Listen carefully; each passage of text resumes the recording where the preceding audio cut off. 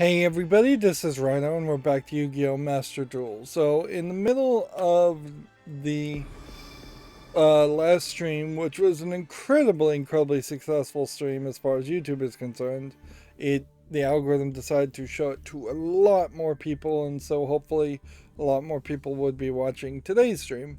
We'll see if that's true or not.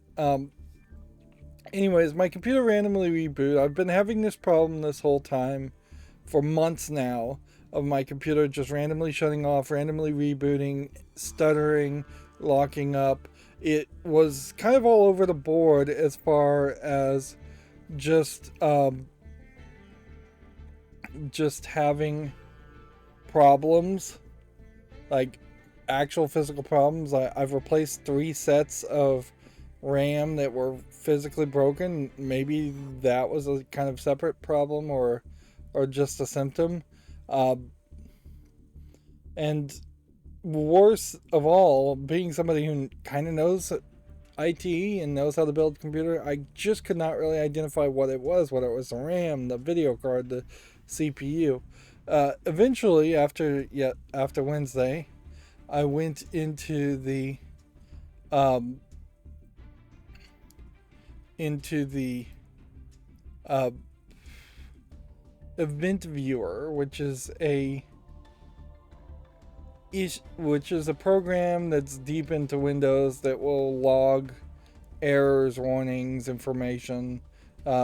It's the Windows version of something called syslog or klog in Linux. It just collects a whole bunch of logs that you never knew was being collected in the first place, and you wouldn't really know much on as far as what to do with it, even if you are kind of a high level IT person, because it's just so archaic and difficult to follow or even bother to look at.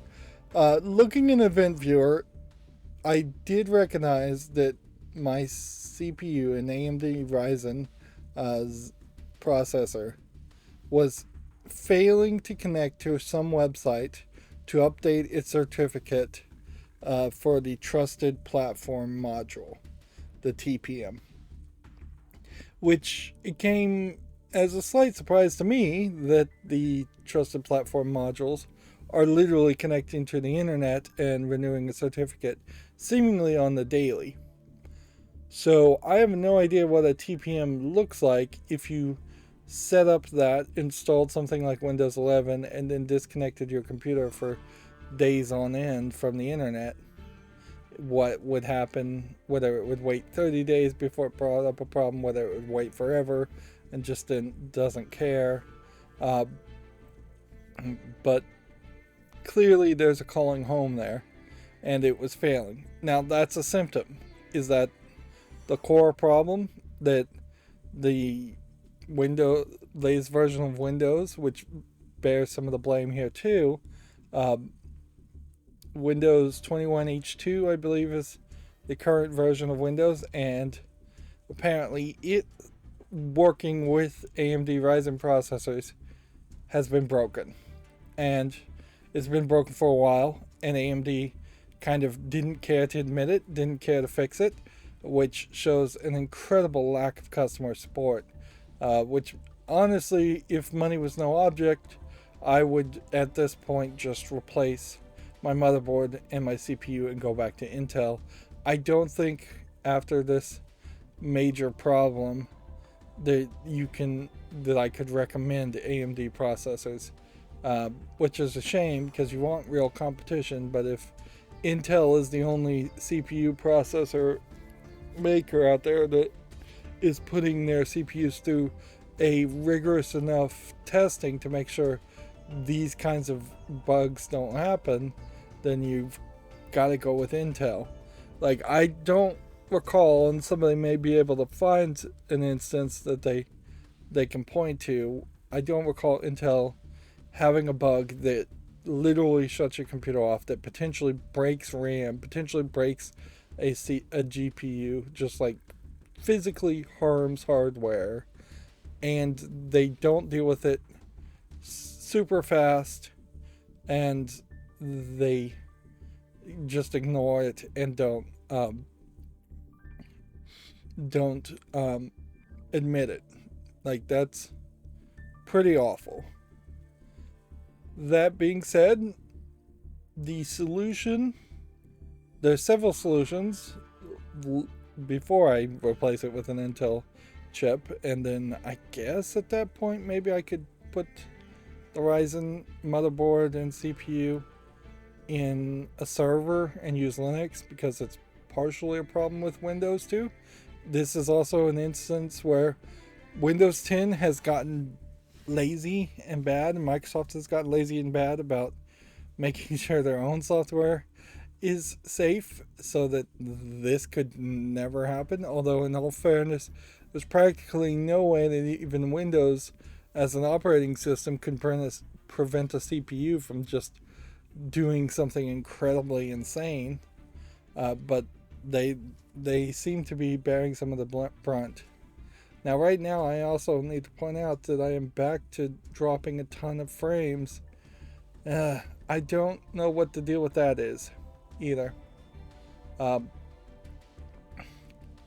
It's just like I'm getting a ton of network drop frames on OBS, and this time I know it's not the network optimizations, because that's turned off. But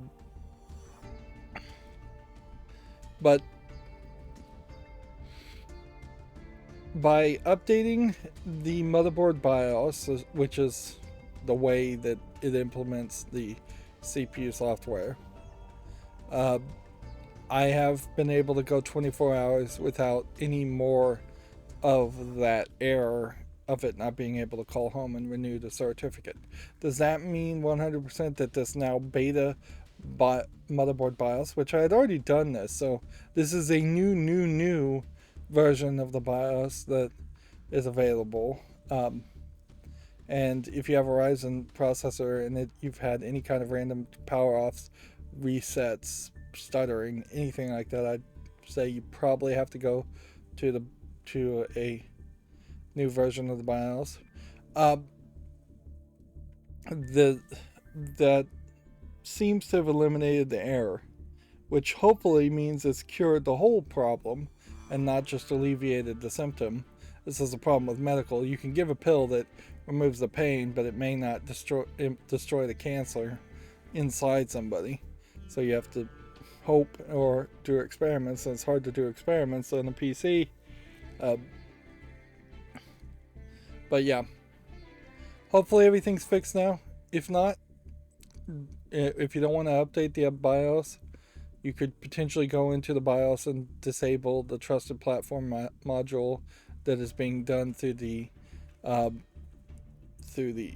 CPU, the AMD Ryzen CPU. You could install a separate TPM module into your motherboard if it has a header to connect one of those, and then you probably still have to set that up in the BIOS.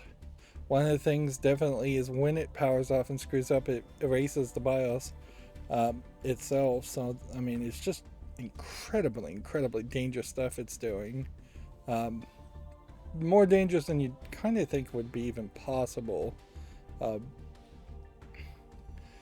yeah, this has been a nightmare, and I don't want to linger on it too much, but there's definitely problems, I would say, that I've been having for a long time. Problems I may have made for myself. I may have willy-nilly upgraded the BIOS from the original BIOS, because the original BIOS within my motherboard didn't support TPM at all.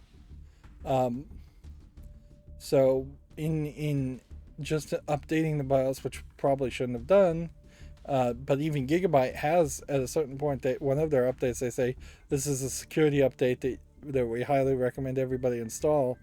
And so, like, Gigabyte's telling you to install this, and that may have enabled the TPM, and that may have started the whole problem. Or maybe it didn't have anything to do with the BIOS, and even if I had the original BIOS that it came with installed and never updated that at all, which at a certain point I am going to stop updating the BIOS on this motherboard, and I'm going to adopt a much more stricter policy of if it ain't broke, don't fix it. Um, it may very well have been Windows Update itself updating automatically, which this is another problem certainly. Um, Generally, you look upon IT people look upon people who say don't update Windows and and just leave it as it is as being a bit of in the crackpot field, but honestly, there might be some cases where that makes a lot more sense. Certainly, is just don't update anything. There is no real separation between just I want security updates versus feature updates in Windows 10, and had they allowed for people to say, hey, this works fine, don't change anything, don't try to shove Microsoft services in our face, don't try to put Bing search into there, don't update the browser from when Internet Explorer to Edge, just leave everything the same and give me security updates only, would be what I think some people probably would choose, and some people probably would be happy for it. I can see a lot of old people not wanting their operating system to change visually or have new features. In a lot of ways, Windows 10 and its constant update is just Microsoft trying to justify the software it makes to the public because nobody really wants it. So yeah, I think I've got it fixed now with a BIOS update. If I don't, I can go into the BIOS and turn it off. Only time will tell, though, and that's certainly going to be a problem because I need to get back to recording Ni no Kuni, and I need to try and put the video card back in the computer and just see if that actually can work before I decide to send it off for repair or replacement.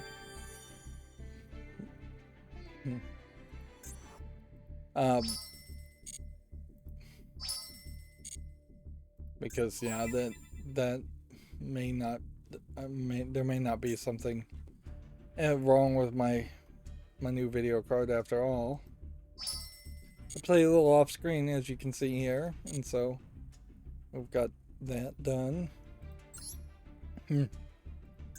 As far as other things, as far as the accountability section, I really don't have anything else to say. It's just been nightmare after nightmare. There's going to be some shop maintenance. It'll be interesting to see if they can stagger maintenance in a way that that you aren't having to take down dueling and shop maintenance and deck building and all at the same time. But pretty much if you take down dueling, you might as well just take down everything else. But it would be fairly nice if you could still solo or buy cards while they're working on dueling. I don't think I really want to show duel lives anymore on screen. It's kind of pointless. If I'm gonna do it, I need to do it while I was talking, and I just didn't. Here we can see everything is fully complete on solo now. So if I get any daily quests to do solo, I don't want to go into this new danger files content. So I would just like jump and do solo player deck challenge or something if I get a daily quest to play in solo. Meanwhile, I'm back up to gold tier as I was playing a little bit off here, just trying to get to platinum. I still have to play if I'm at platinum, so like ideally I would stay at platinum till the end of the month. I don't know if that changes your rewards or not. Yeah. And I guess if I get to Platinum today, then I really only have to just not fail at Platinum on maybe Monday before the month would end. So I might just not play ranked that day and let the daily quest stack up. Alright, well, the drop frames seem like they're still coming, but I have no idea why that happens, and I really wonder if that isn't just my internet service provider, and the time of day I'm streaming and the day of the week I'm streaming.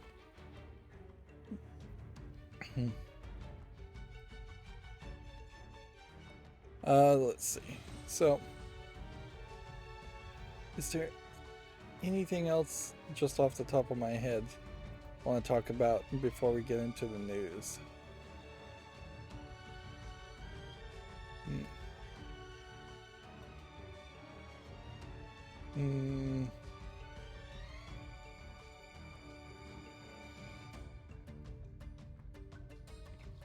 Looks like we're having network trouble here too, which we may get some free victories here. Yeah, my favorite lewd mobile game, Destiny Child, is on to its next event. This event is kind of unique in that it forced me to install the Google censored version, slightly censored version of the game to be able to watch ads to get some extra rewards. And in installing it, it took well over an hour to download the like 3+ gigabytes of I wouldn't be surprised actually if it was 30 gigabytes of data. It's just a ton of content in that game. Like, when you first install Destiny Child, it shows you a little comic book manga that I'm sure when it first launched you would have been at 100% download by the time you got to that through the comic book manga. But this time installing it, it was at like 15% the first time it cycled through, and then it just goes in circles and circles. So yeah, that's kind of insanely an insane amount of download to start with before you even know if you like the game. And arguably it's not worth having the Google Play version and the TapTap version, which is the mostly uncensored version of Destiny Child, both installed, but getting the ability to watch ads and get rewards from that is almost certainly better than living with the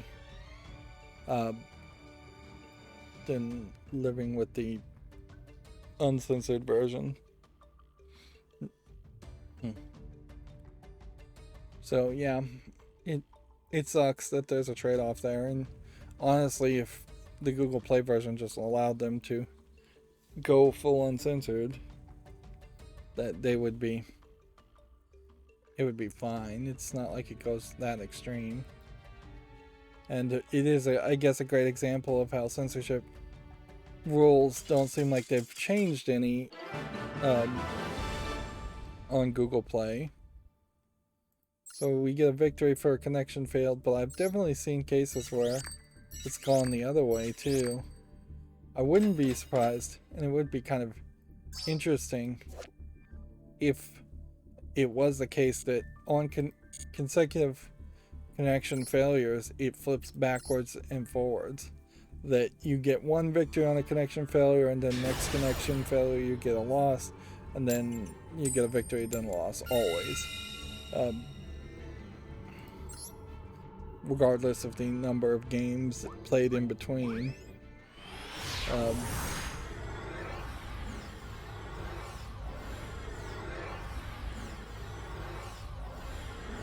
Yep, I'm still doing great on Destiny Child, but it is also that they've kind of dropped the ball they had a delay on the storyline.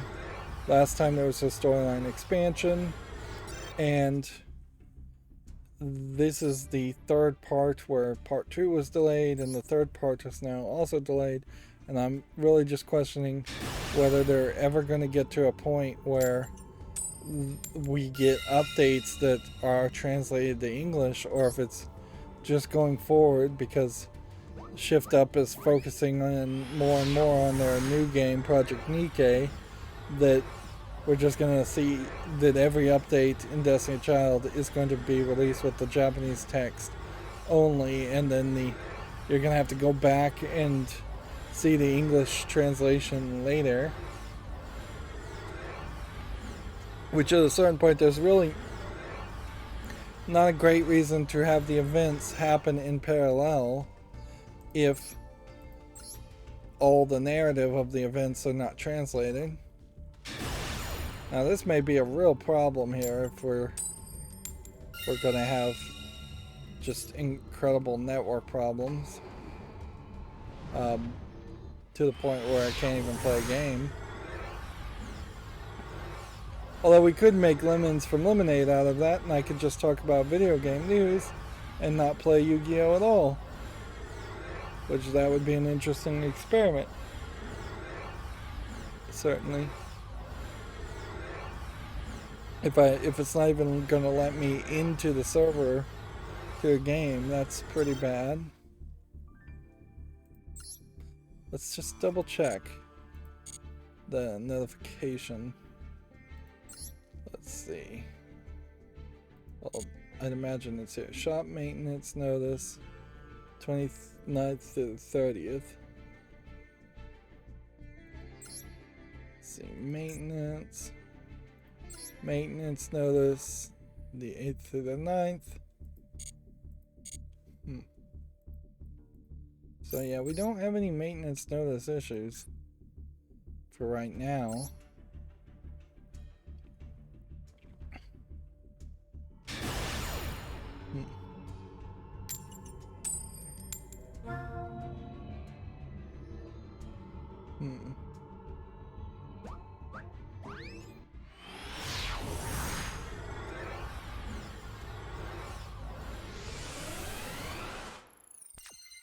Yeah, and I really do still have to wonder if it isn't more of a problem with Konami servers than anything else. They seem to just be kind of pathetically weak.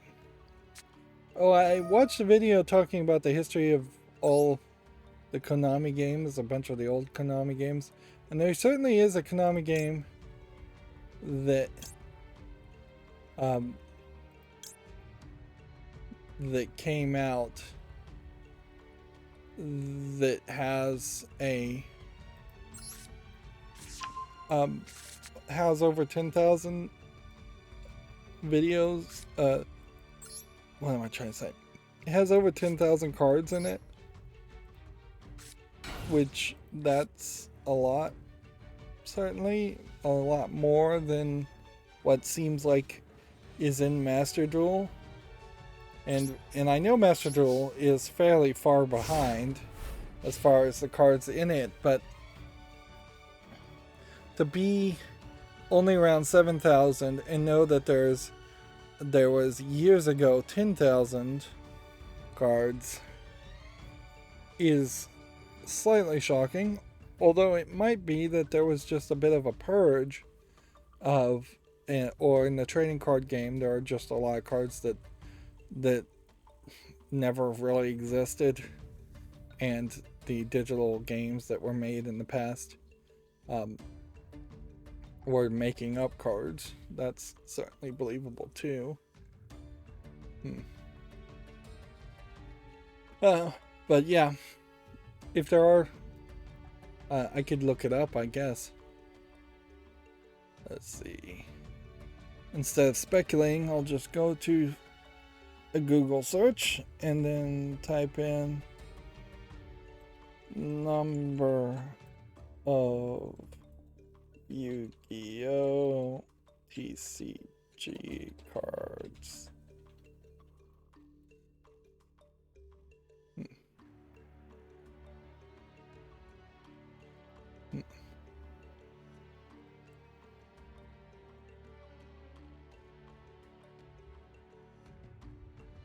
Nope, that did not go to what I was looking for. We're just getting another network disconnect.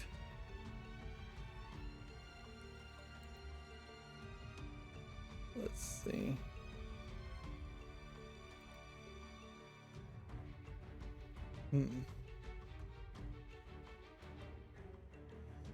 When was this article made? September 19th, 2021. How many Yu-Gi-Oh cards there are? Many Yu-Gi-Oh cards get reprinted across different sets, and these reprints often feature slightly different art and some rule changes. So that could explain 3,000 cards being missing, certainly.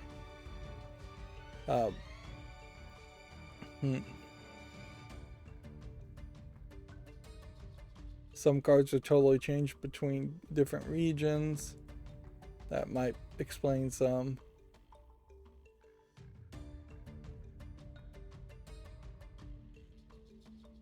The Yu-Gi-Oh! Wiki lists 10,950 cards for the TCG, the American game, and 12,667 for the OCG, the Japanese game.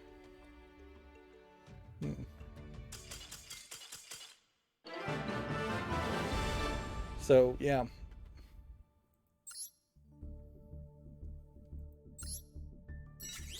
Another disconnect, and I will just take cheap wins, certainly, and be more than happy to take a cheap win this way. But yeah, I suppose that is weird. It is certainly weird to be at 7,000 in Master Duel, which arguably Master Duel may have been just in development for 4 to 8 years, and so maybe there were 7,000 when they first started, and they have just been feature locked with that card set since their initial development, and now they may very well be rushing to adjust for that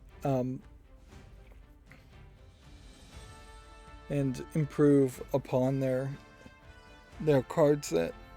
It is also very believable that Konami had zero faith or zero interest in Master Duel until it came out and sold 10 and had 10 million people download it for free. Now they may be rushing to put more staff and more teams on working on Master Duel, whereas they may have not really planned on supporting it. If you look at the history of Yu-Gi-Oh card games, there really hasn't been a lot of them that have connected to the internet. Of all of the games that have come out, a lot of them were Game Boy games and PlayStation games, and so they just didn't have internet connectivity to start with.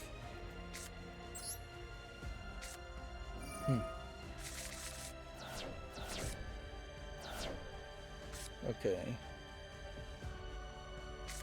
So, I think what we want to do is probably set this to start with. Activate this. Discarding one of these. Bring that up.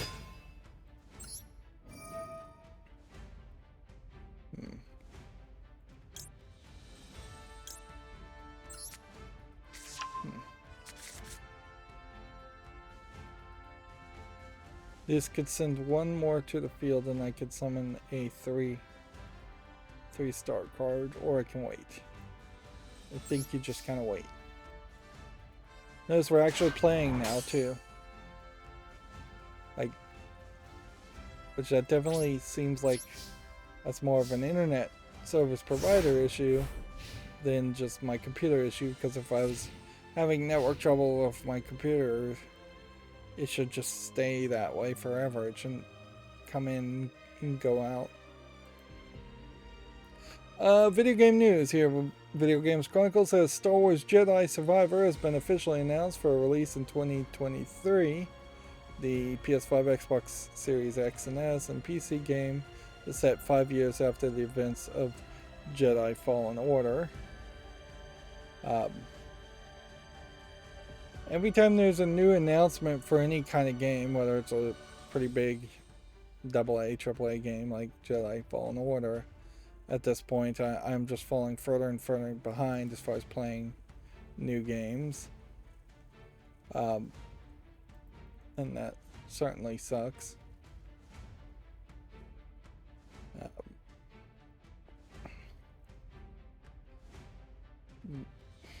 I am definitely not moving as fast, particularly in the past couple of months with all this computer trouble, as I'd like to as far as making content.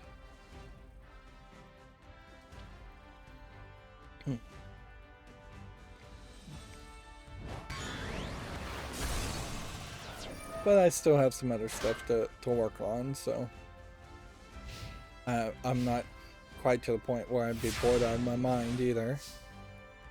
And although I definitely know that would happen fairly quickly.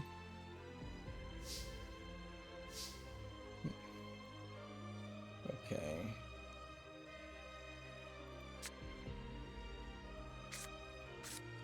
I think if we summon this, and then we activate this.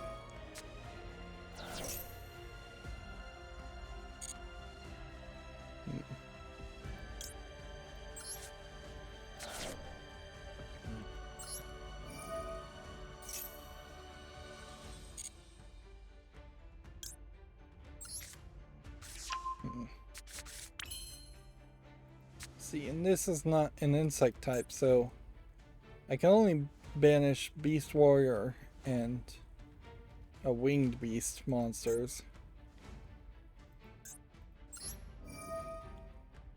But that's mostly all this deck is.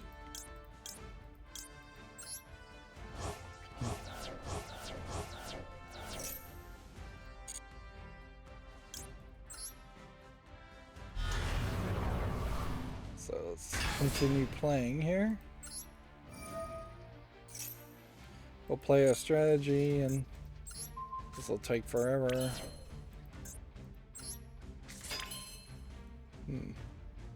Probably would be worth it to special summon something that's like a 2.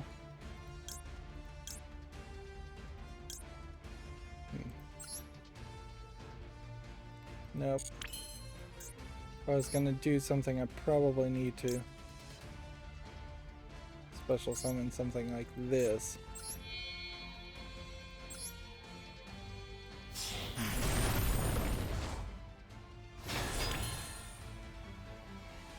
And then that's a Bing Beast Warrior. So maybe now we could do something like this.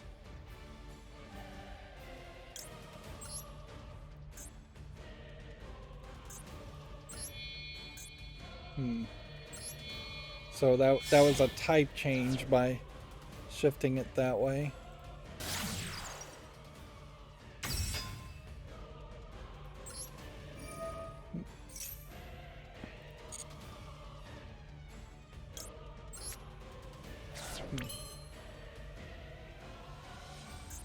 See.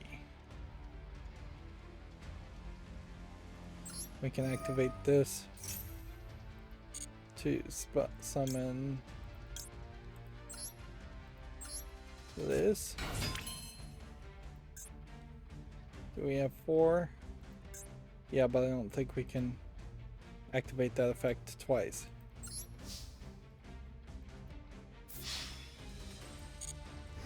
And Maxi is a really, really powerful card, but also a fairly annoying card. It's just gonna ask me every single time.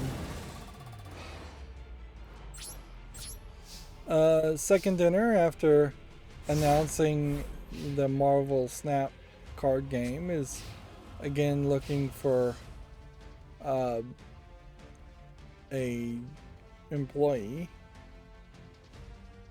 I guess I have to actually click to see the open job listings, and I think that takes me to a LinkedIn website. Yeah, it does.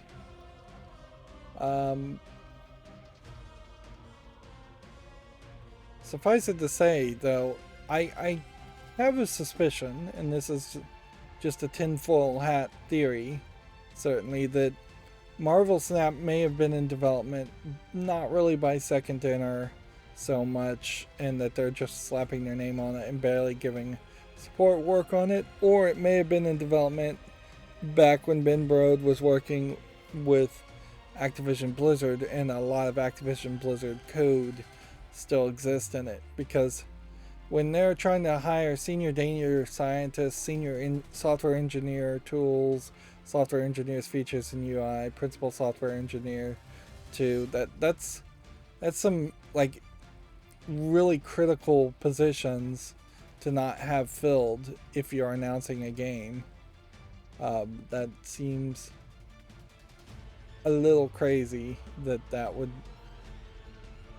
just not already be filled. Here, this may be another disconnect victory, or it may just be that he's taking forever to think, or it may be a little bit of both.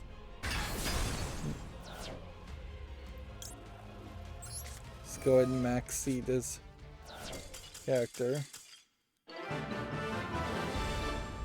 And I just got my second to last achievement in Master Duel for making it to Platinum.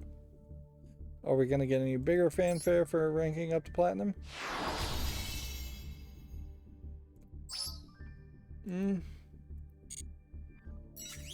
No, I don't think so. Yep, doesn't feel like there's much of a big fanfare there. As you might think there would be, but I guess at this point, since they have a diamond tier above platinum. Anyways. So we got the platinum frame, which that I think just eliminates that mission, and now diamond frames would be the next step. The last achievement in Steam is to get the Duelist level up to 50. So we know that's going to be a decent amount of time before that happens, and it would be a lot of free victories certainly to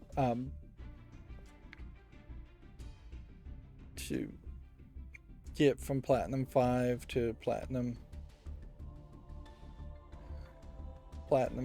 Diamond 5. Okay. Upon reaching a new rank during this season, you will receive a corresponding reward, which means I don't think I have to be afraid of falling out of Platinum for that reason. But then, let's see. What do we fall back down to at the end?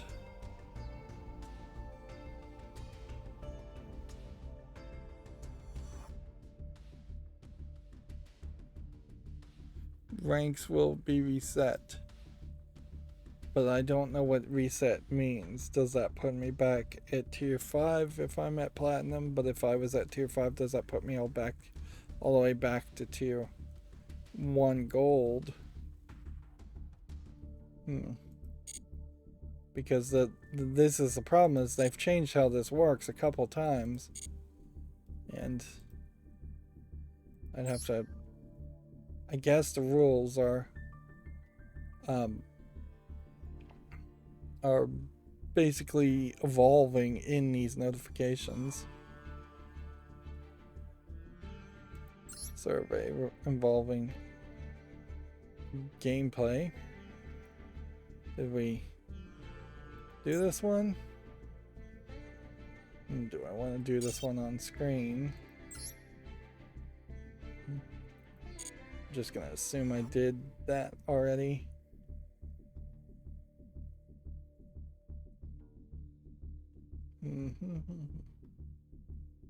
New season ranked duels. Okay.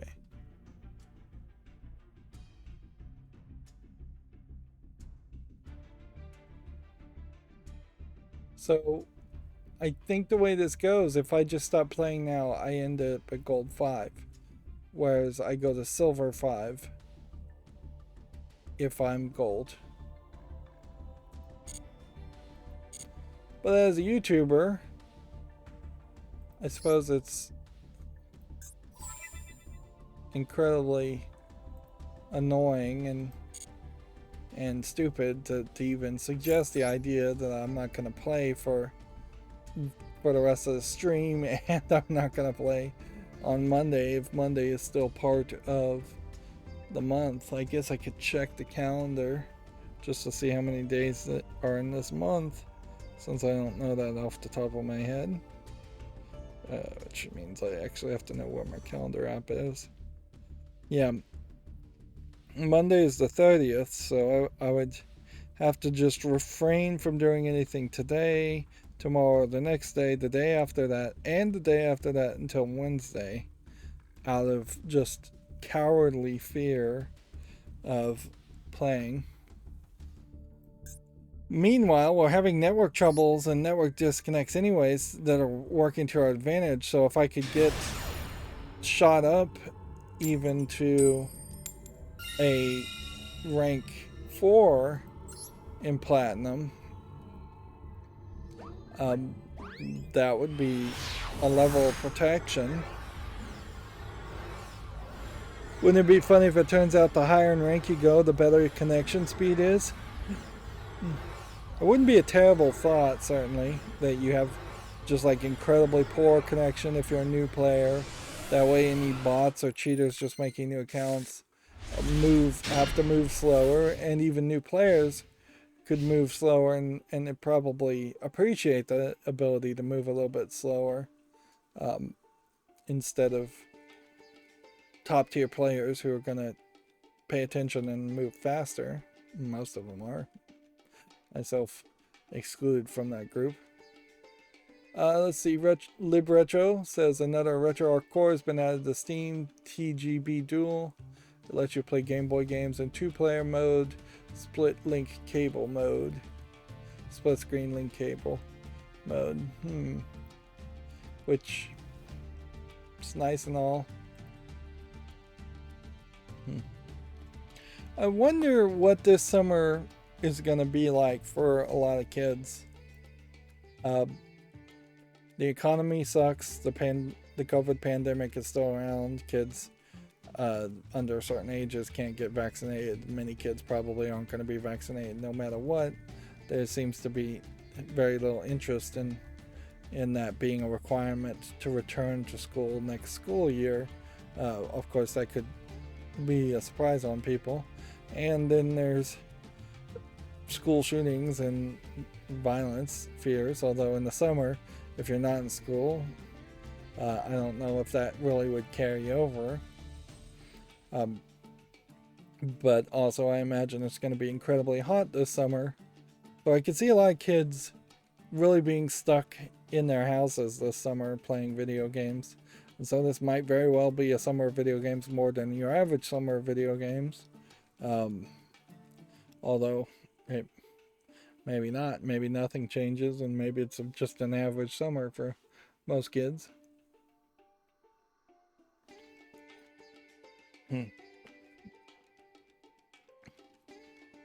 Let's see. Let's just start going through the news, as the network connection issue doesn't seem like it's going to fix itself.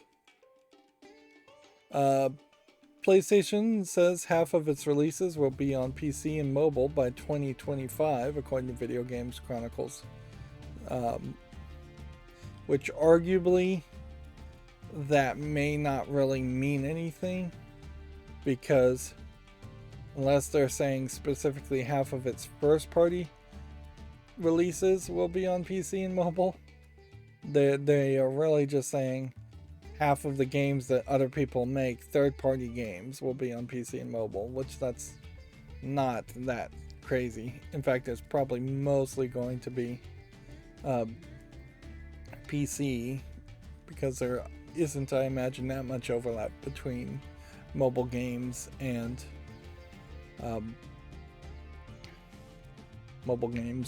PlayStation games. Now, if they really do mean their first-party titles, this, in a funny way, indicates that PlayStation is trying to abandon its hardware division, or at least not so heavily rely on it. That certainly was putting all their eggs in one basket, and with the chip shortage and all, that probably wasn't a good move in the long run, to not be diversified and be able to sell your games on PC. Plus, that does drastically shift what Sony PlayStation is as a company if they just become a video game developer that releases games on PC and their own console. Like, it is very questionable whether there's much savings to have on a theoretical PlayStation 5 compared to just building a PC. They've long since stopped being... Video game consoles have long since stopped being something that was slightly cheaper, that was a better deal for most gamers, and locked them into a walled garden. That the garden part of is gone. The walls are still there. With there being roughly enough internet in their target markets, which Sony of California's target market at this point is just the West. I'm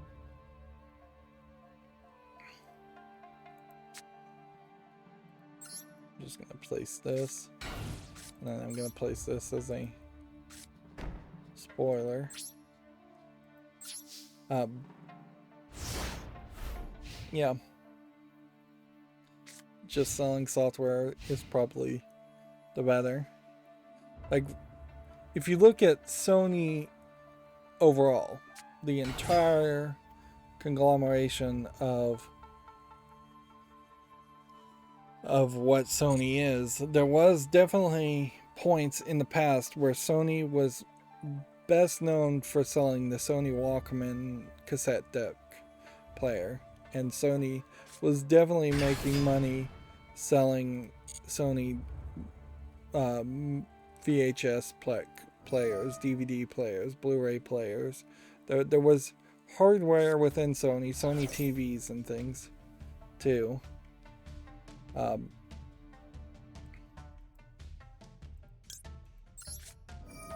All of that was part of what the parent company of Sony was doing. And it's definitely not been what Sony is doing now. Sony is not about electronics as a parent company. They are about being a movie production studio and making movies, and maybe selling those same movies on Blu-rays, but not so much trying to sell Blu-ray players for that. Oh, by the way, speaking of Blu-ray players, I watched The Tomorrow War on Amazon Prime streaming in UHD 4K on this cheap new TV I got. Honestly, it didn't look in any way better. That may be just a fact of how Amazon Prime streams those things. It may have been a factor of just that TV.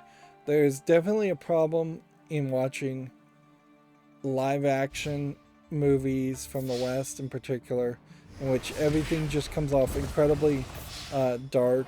The dynamic contrast just makes things even darker, which in the room the TV is in, there's just a lot of windows and a lot of sunlight getting in.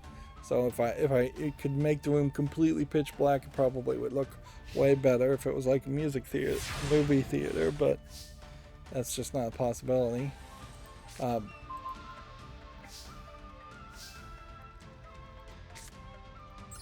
So yeah, I was thoroughly unimpressed buy it because the movie was dark. I didn't see any resolution difference.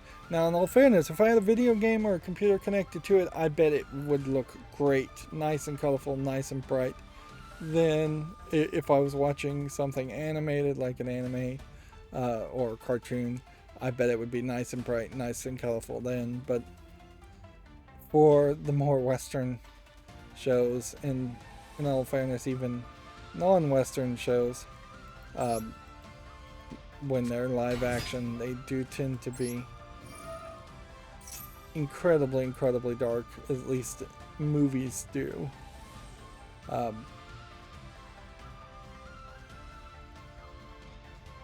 also had an issue with the Roku TV where inside Amazon Prime's own app, I can't change the size of the closed captioning. I had to go back to the main menu of the Roku TV to change the size of the closed captioning, and I had it set to the biggest setting because I'm fairly far away, and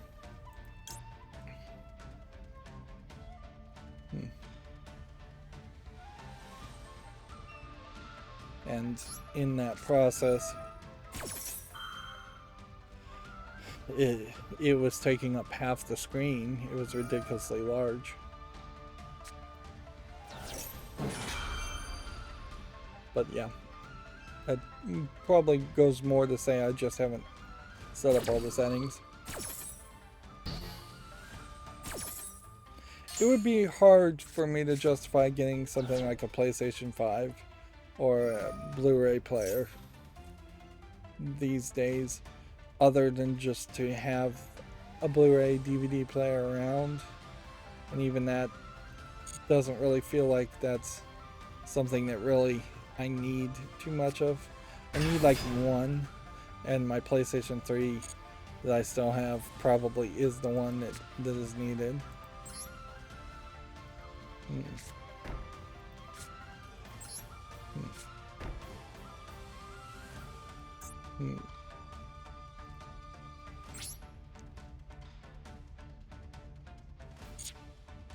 Yeah. And arguably there's it's not a lot of new selling points around TVs. I think people are pretty set. I don't think people are gonna try and go to 8K or do anything crazy like that.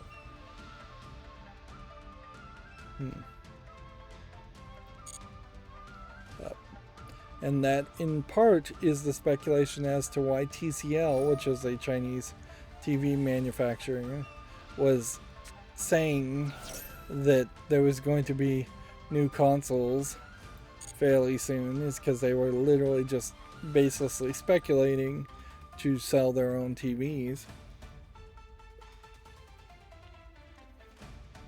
Which that is the thing that will probably sell TVs more than anything. It's just higher refresh rates and game modes and better contrast, better brightness.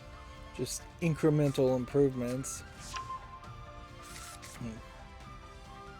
Moving on with news, Switch Online could be getting new NES and Super NES games this week, according to Video Games Chronicles. Which, okay. That's believable that any week you could get new content that won't be that interesting or that unique. Let's see. A lot of this news that I'm looking at seems fairly redundant from week to week. Like it really isn't that much news to say somebody could be getting an update at any point.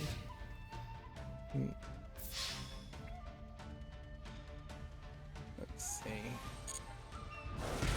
I'm just gonna lose anyways, so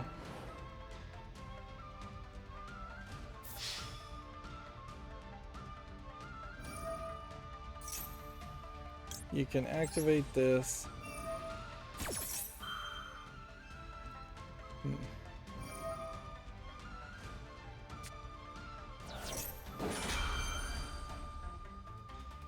And we can activate this. We can try and counter that guy's ability.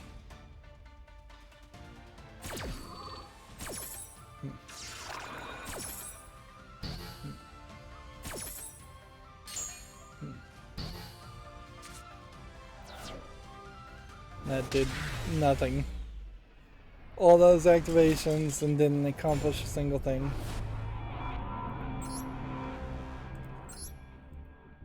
I guess that probably means that if I lose next turn, next time I'll fall right out of platinum. Oh, but I have one more grace period to win or lose. If I win, then I guess I'd have 2 grace periods. Let's see. Video Games Chronicle says Gran Turismo 7's new update is now live, adding 3 new cars, if that interests you. Despite launch issues, Sony claims the initial market reaction to the PlayStation Plus is extremely positive, which is pretty much all they would ever say. So, I mean, that's just spin. PSP game Resistance Retribution has been rated for PS4 and PS5. This South Korean game rating suggests that it's joining the PS Plus Retro catalog. I did hear something about some game that hasn't been available for purchase or that was even banned coming back. I don't think it was Resistance Retribution.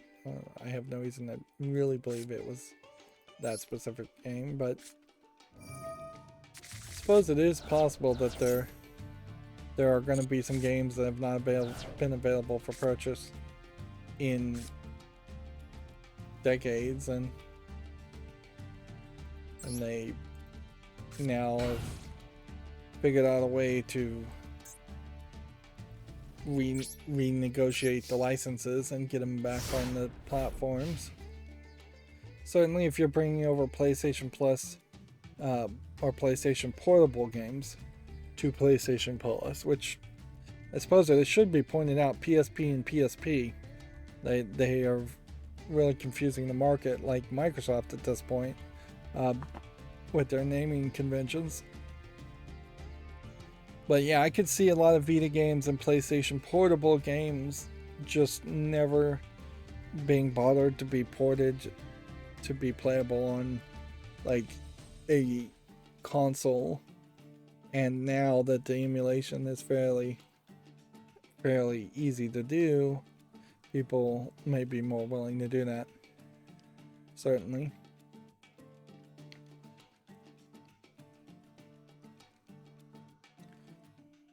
Of course, that's also what they said about the the Star Trek remasters, in which they had enough passion and money to remaster and re-release the original series in the next generation. And I think the movies are fine as far as the original movies in the next generation, because they would have been on film.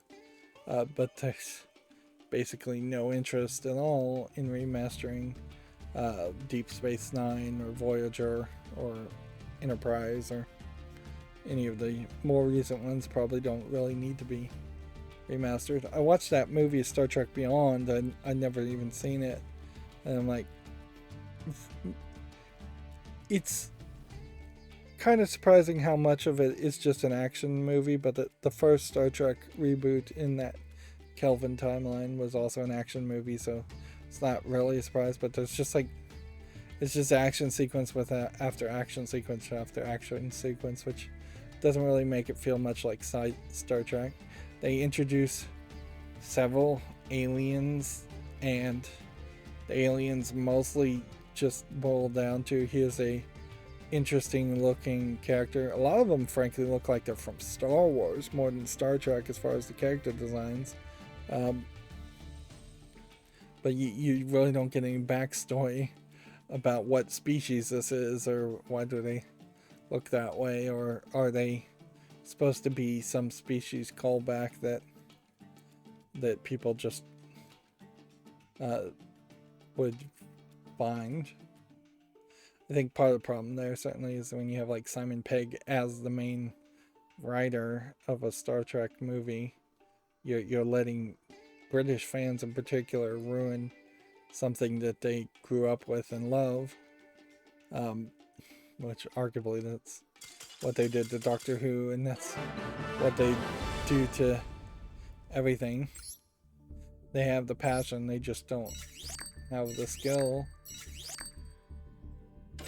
And always, Simon Pegg being allowed to write any movie shows how it's who you know in Hollywood more than being a good writer.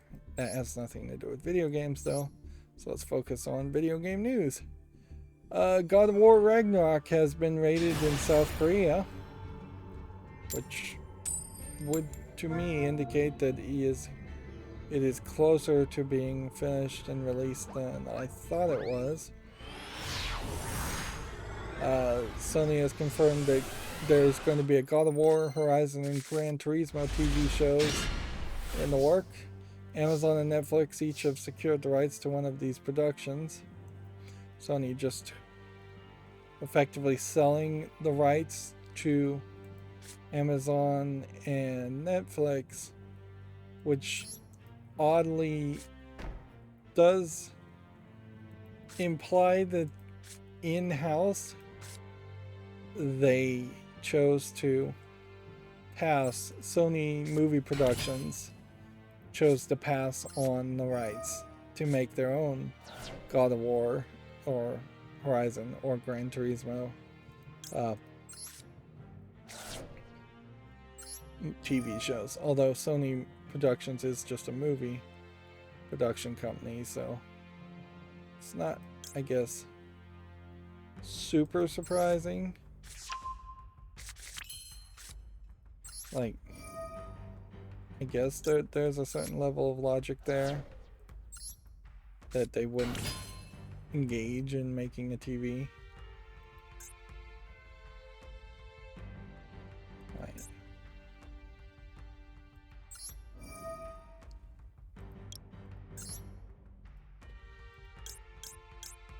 So I think I can get here from there if I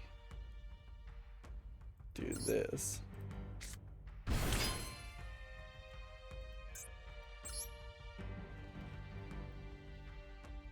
You might as well, almost are better off doing it now versus later.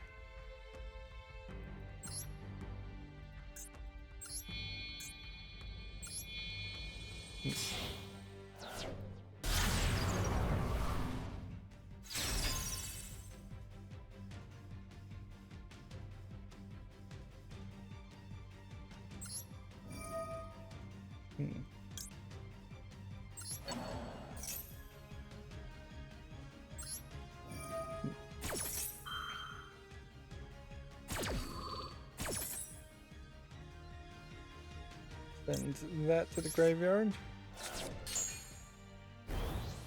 Gain a bunch of attack in the turn. Honestly, I guess I have not been using this card to its fullest advantage. I could have been doing this better. I think it is worth taking a step back from the hype though, and certainly thinking about what is a God of War TV show going to be. Like, it probably could be a fine show for a season or two, but it can't go on forever. What is a Horizon story TV show going to be?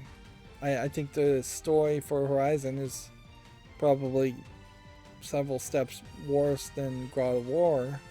And then what is a Gran Turismo TV show going to be? Probably going to be awful. Like, because that's just car racing. That's Fast and Furious. But Fast and Furious really wouldn't work as a TV show. Even if it was a top tier, really supported streaming production. I don't think Amazon really is good at making anything as far as TV shows or movie. And Netflix doesn't support things very long, so they get canceled. So I don't think it's particularly that good at making TV shows. So yeah, God of War definitely seems like the one that would have the highest chance of success in making it to like 5 seasons at best, but then it would have to wrap up. Horizon's story, not so much. And you're definitely going to have to spend a lot of time with costuming and set dressing, and all of that, whereas you don't have to spend so much when you're telling a story that's not in such a fantastical environment as God of War and Horizon, right? Even if it's just all green screen content, like that's still gonna eat away at the budget.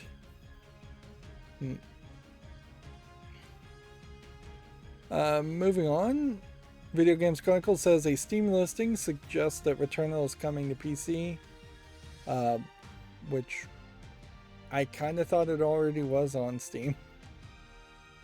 For as much as they've talked about Returnal and as little as I've paid attention to it coming to PC, like any game coming to PC, is a good thing, but that doesn't, I don't think, really fix the problems with Returnal, which is that the story there is kind of weak and the gameplay mechanic is not intriguing enough, and it's just a little too difficult, I think, as a game. It just never really caught people's attention. And I imagine somebody probably will accuse people of saying, well, that's because it's a female protagonist, but I don't think it has anything to do with that at all. Otherwise, Control wouldn't have sold very well. I think it literally just comes down to the visuals that you see of the enemies and the environments. It's too dark of a game, frankly, for a roguelike or roguelite game. Where I think it's probably closer to a roguelike game. You just have to play too much. Had it been a one and done experience that took 5 hours to beat, and it probably would have gotten more secondary sales after that initial launch window. Instead, it feels like a game that's just going to constantly get little tweaks and changes until it's abandoned. And those little tweaks and changes won't amount to much. Arguably, a lot of roguelike and roguelite games are like that, where they're just constantly getting updates that satisfy the current audience, but don't bring in any new audience. Moving on, PlayStation reveals a plan to split investments but 50-50 between existing and new IPs, which I would question whether they even have enough existing IPs to say 50-50 split. I mean, you have here Days Gone as one of the pictures being used here, which that definitely seems like a joke that they would put any more effort into that. And then you have what looks like a Dark Souls type franchise game, which I don't know if Sony's involved in a successful Dark Souls game. I doubt there will be a sequel to Returnal. Last of Us 3, I suspect is never coming. I imagine there's going to be a third Horizon Zero Dawn, maybe a Ghost of Tsushima, but maybe that story wrapped up. It'll probably be a Zack and Dash. Including a sports game is kind of ridiculous.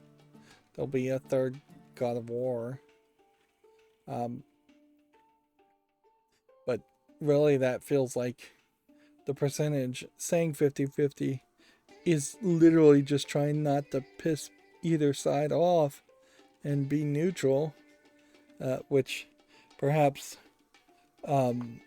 that is an accusation that you could throw at Sony of California at this point, is that they are desperately trying to be neutral to their own detriment.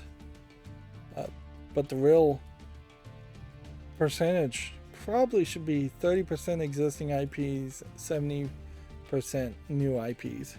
You have to assume that not all new IPs are going to succeed, and you have to assume that most existing IPs that you'd consider an existing IP have succeeded.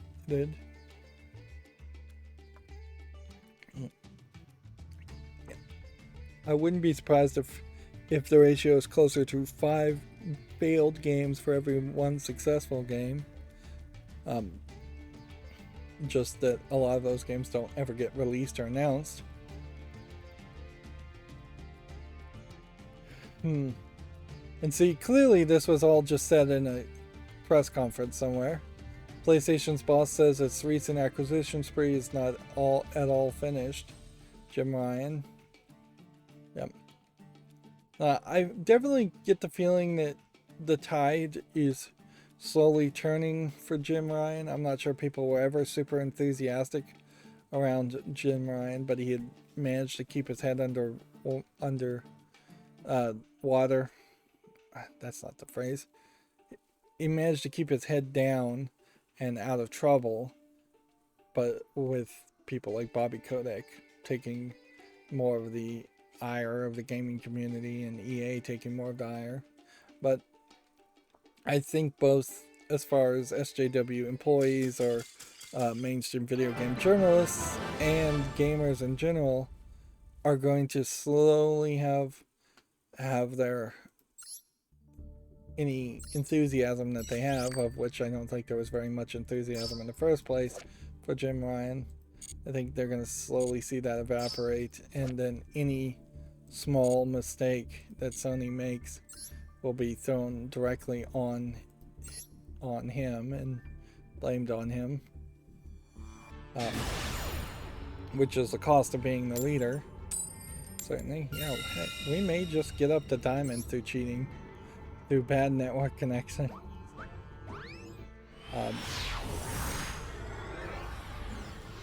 None of what he's said really screams, I've got new ideas, I've got enthusiasm, I know how to take this company to the next level and do something different and better than Microsoft. If anything, it just seems like, oh, Microsoft's acquiring things, so we'll acquire things. Microsoft's making games, so we'll make games. It's all very, very standard boilerplate stuff. And it'll be interesting to see if Jim Ryan stays around long enough for a PlayStation 6. What, if anything, changes in the PlayStation 6, or whether it is just the same ideas, same mentality, same controllers, same types of games, same visuals, just slightly improved. And we're already kind of seeing that with the PlayStation Plus system, which is also an also-ran with Xbox Game Pass. At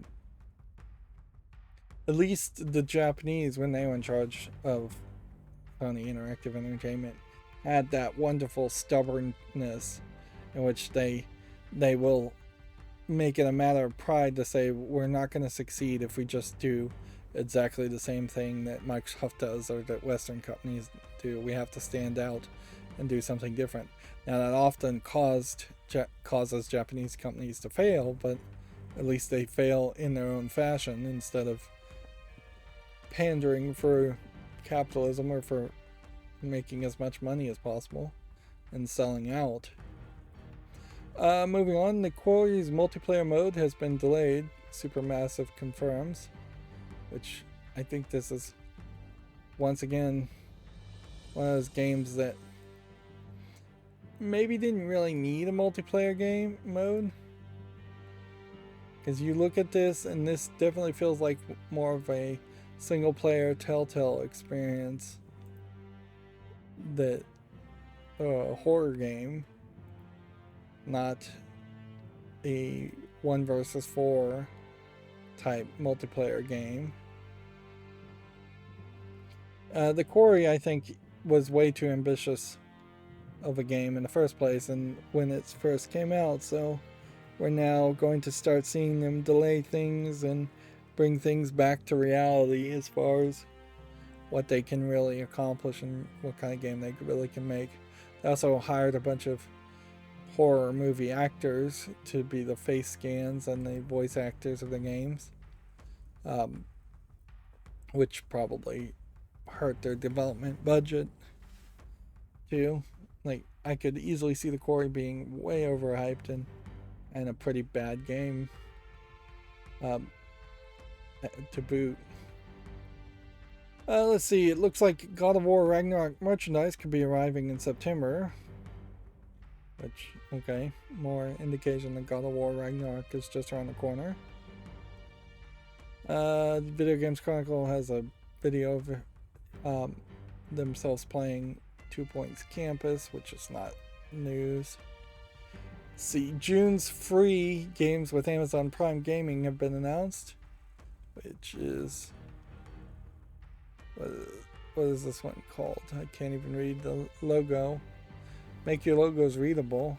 I think it's Calico is the name, and then Monkey Island, Far Cry 4, Astro Eater, Horde Rally Championship 8.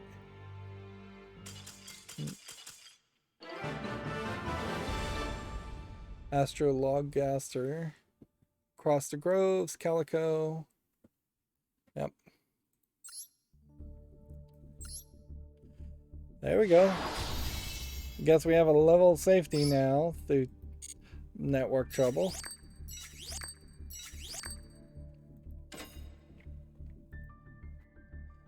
It inherently will throw off the balance, I would suspect, a little bit if every player could have network trouble and end up in the top tier.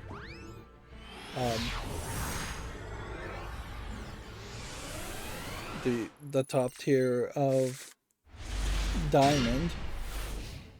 Well, I just looked and the network connection seemingly has reset now, which I don't know why it resets, but now it says there's no drop frames at all and that it's all green. So if we're not seeing any drop frames from YouTube, we may start to see gameplay actually play again. Or this might just be an indication that the network trouble here and the network trouble on YouTube are related but not directly connected.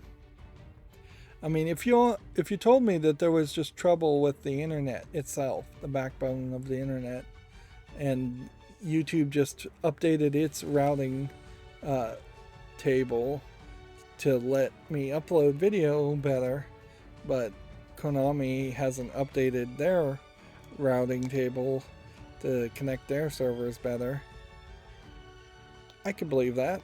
I could believe just about anything. We've been having trouble with the internet on and off for years, very on occasions. And the higher demand is just highlighting more problems with the backbone parts of the internet. Moving on, the Epic Games Store latest free title is BioShock the Collection, which I'm not 100% sure that the collection includes all the DLC for Infinity or all the DLC for BioShock 2. It may not include the multiplayer that was available in BioShock 2 because the multiplayer may just be down, which is a shame because I really enjoyed the multiplayer for BioShock 2. That was about the only time where I had a decent enough internet speed where it would start to make some sense to try to play online against other people and had a game that I actually wanted to play. It definitely could have been a gateway drug where I would have just gotten deep into playing online games and not played single player games. That definitely would have put me down a different path as far as how good of a video game critic I feel I would have been. I was listening to a podcast yesterday with some comedians talking about how they play video games and how they literally have not beaten a single game since Metal Gear Solid 1. that was like the last time they had beaten a game, and the vast majority of the games they're playing as they're going to stand-up gigs and doing their comedy presentations is just like basketball, NBA 2K, sports games. Which, yeah, that is probably the case for most of the lucky people who have been successful in celebrity, is that they probably don't have time to play video games all the way through. A lot of them, I'm sure, are told by their agents to pretend like they play video games or do a little bit of video game playing here and there. But we definitely know that the average statistics for gamers, less than 50%, some very often less than 30% of people see the end credits on storyline video games. People just don't have time and or the attention span. And I guess I personally was more of an obsessive completionist who would actually stick to games. Let's see. Moving on. Here, let's click this button first. Moving on, dialogue from Cyberpunk's first expansion appears to have leaked, outlining the main quest. The DLC will reportedly explore new areas of Night City, which I didn't ever really get a feeling that there were walled off areas of Night City, but I really wasn't paying any attention to Cyberpunk anyways.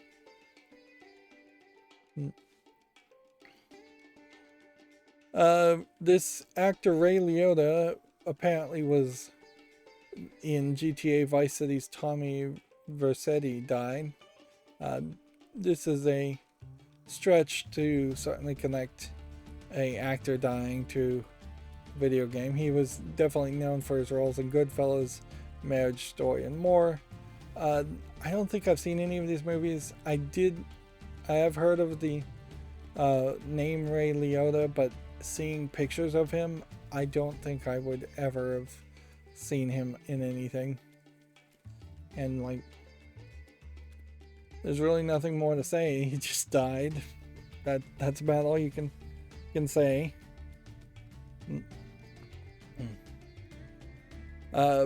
Mafia studio Hangar 13 has been hit with more layoffs, reportedly working on a Topspin reboot. California studios reportedly seen multiple projections canned. Which, yeah, I wouldn't be surprised if Hangar 13 gets completely shut down. It hasn't been in good graces for a long time, or very successful for a long time.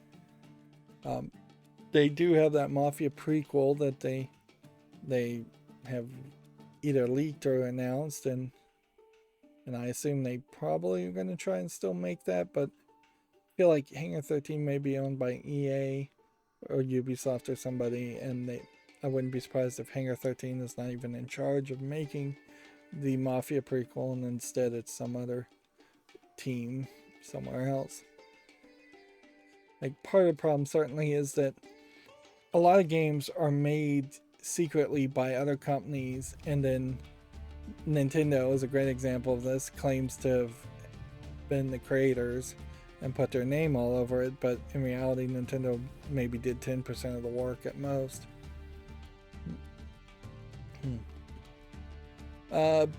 This is interesting because I didn't even realize that this was a thing. The Callisto Protocol, which is the game being made by the people who made Dead Space, and the game that, in my personal opinion, is actively being attacked and trying to be overshown by the Dead Space remake being announced. And then it definitely seems like the Dead Space remake was not something they actually planned on doing until the Callisto Protocol was announced.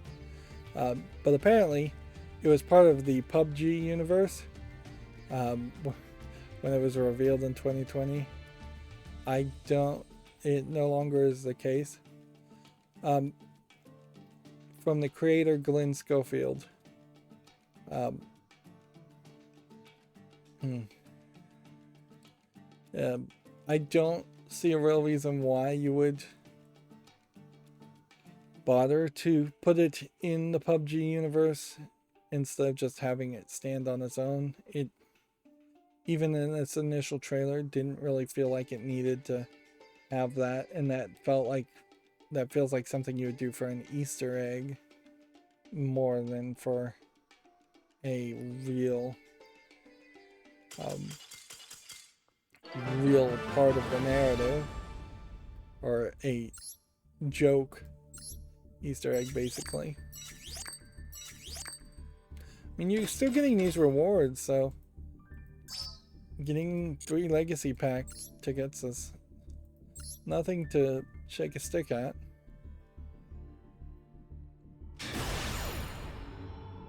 Let's see, Star Wars Jedi Fallen Order Lego set images appear online, although this frankly doesn't look very Lego-y. And apparently the image has been taken down. Yeah, I could see a Lego Star Wars Jedi Fallen Order set coming out. Particularly, I imagine Disney and Lego have to sit down and think about what they're going to do, because they can't really just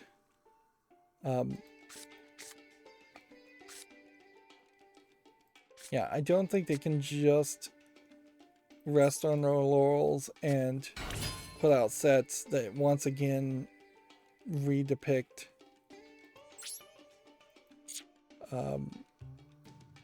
what would redepict episode 4, 5, and 6, or 1, 2, and 3.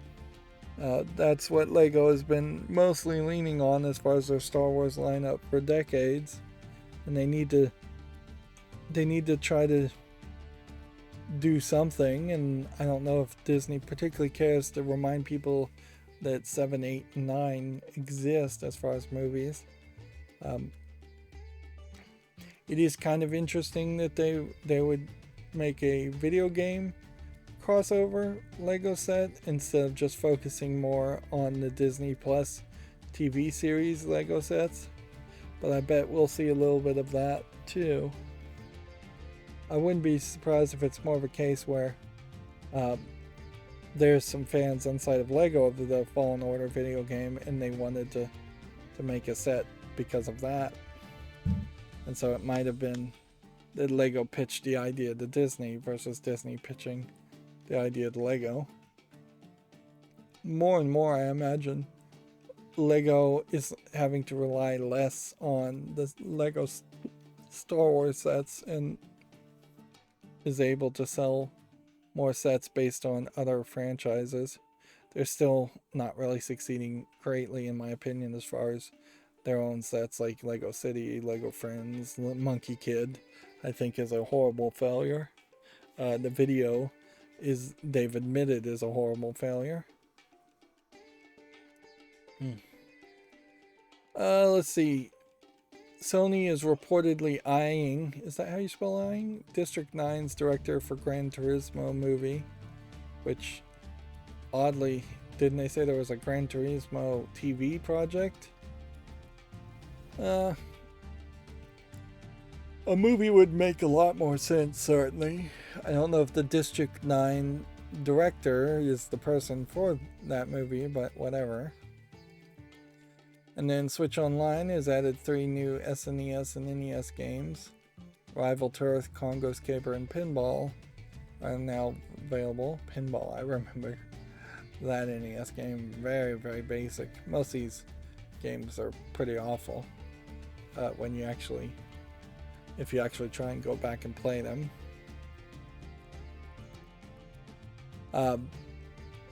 Xbox says its cloud streaming device requirements requires more development time. The device, codenamed Keystone, will let players stream games on a TV without a console, which I assume that was going to be a puck or a USB HDMI stick. I guess at some point we should just call them HDMI sticks, because they actually are HDMI out. But yeah. What I would suspect, if there wasn't a part shortage, is Microsoft could probably take all the failed processors from the Xbox Series X and Series S and put them in a puck like device and use it as a streaming, and they could just take the things that would be a little bit slower, not fast enough to meet specifications for an Xbox Series S or an X, and then reuse those failed components. Because I imagine what happens right now is that anything that fails certification is getting put and sold to other devices, and that is probably a more complicated process.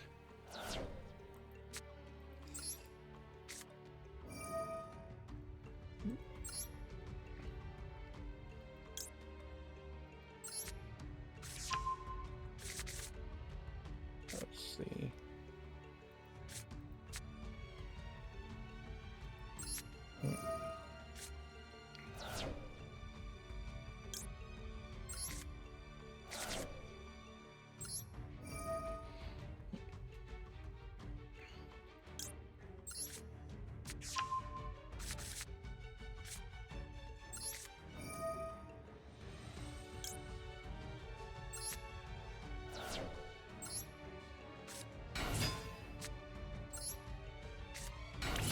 Yeah, I think we've got this already.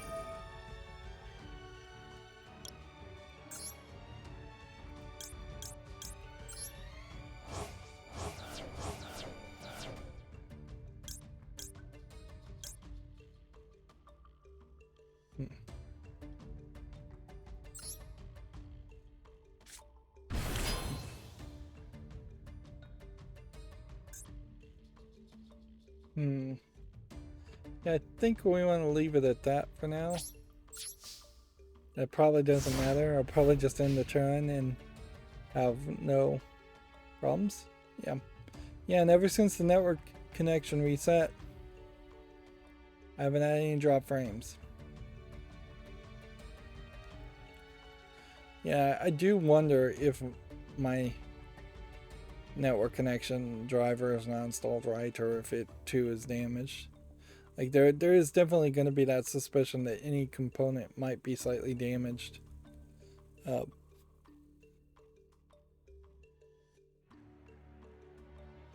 Let's see.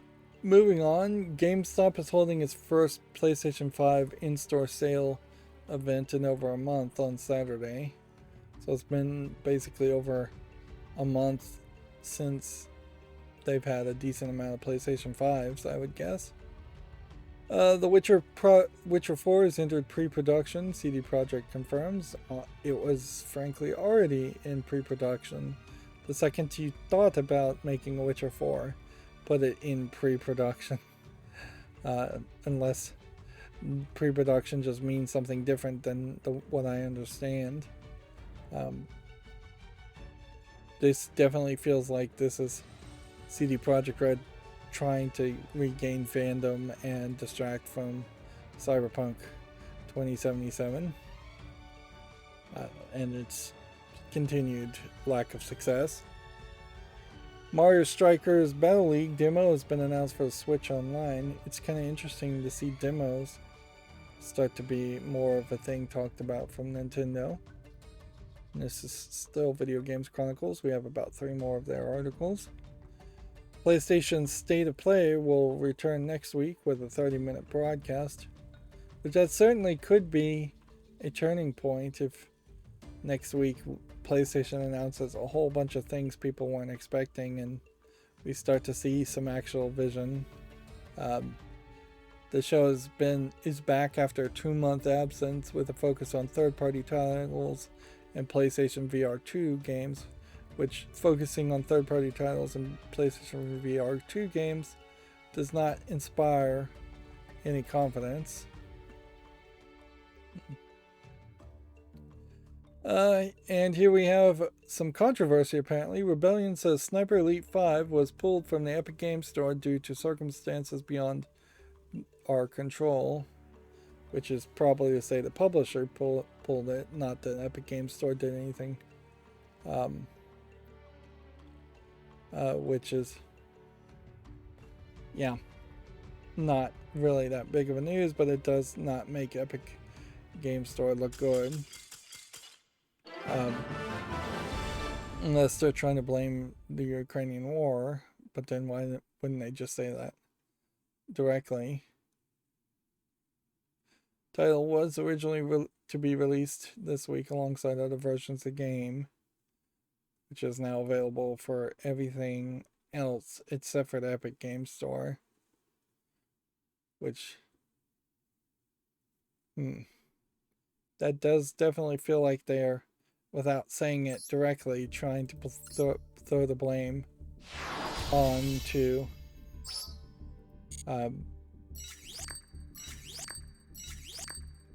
onto the Epic Games Store, which maybe the blame deserves to be thrown onto the Epic Games Store. But we haven't seen a pattern of the Epic Games Store having trouble with game launches or being censorship happy or pulling games or just being ridiculous about how they launch games. The Epic Games Store is trying very hard to sell itself as the place that supports publishers and developers and treats them very nicely.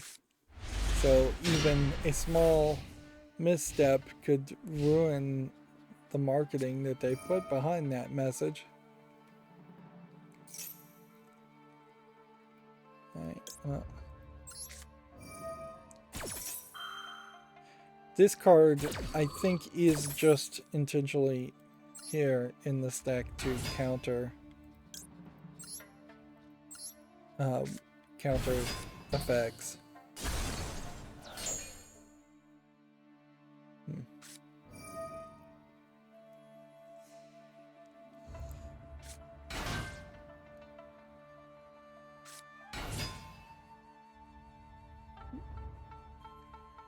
So he wanted 3 on this field, so he could summon a link monster.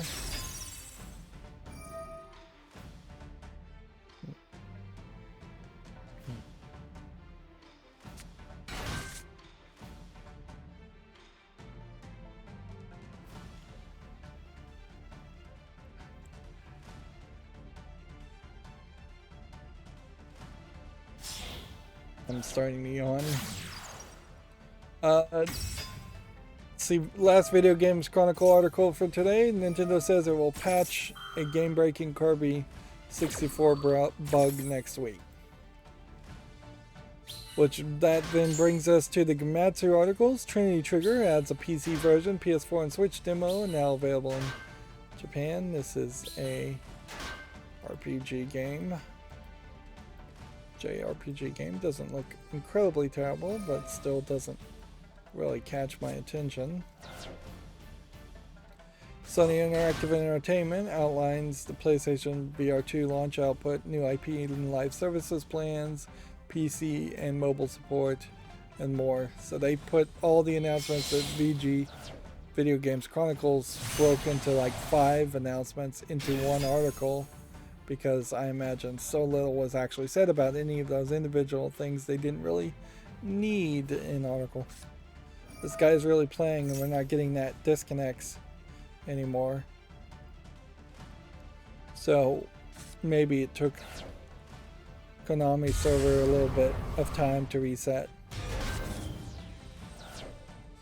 too, and now I'm gonna have to really play if I want to actually hope to make it to Diamond.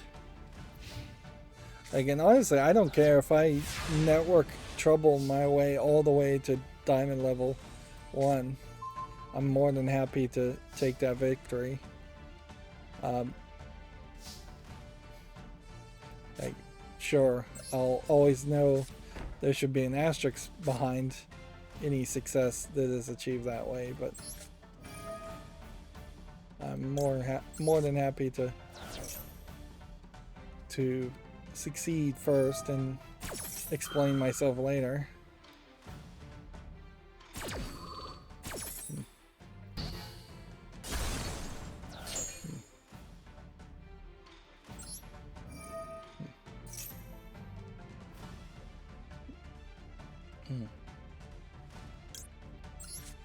I think I want this. Yeah. We've got 2 in here.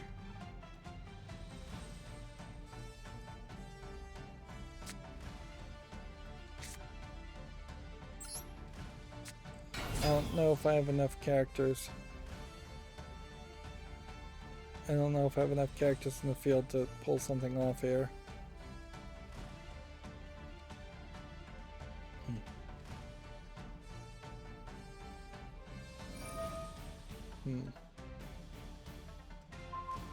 I may just lose.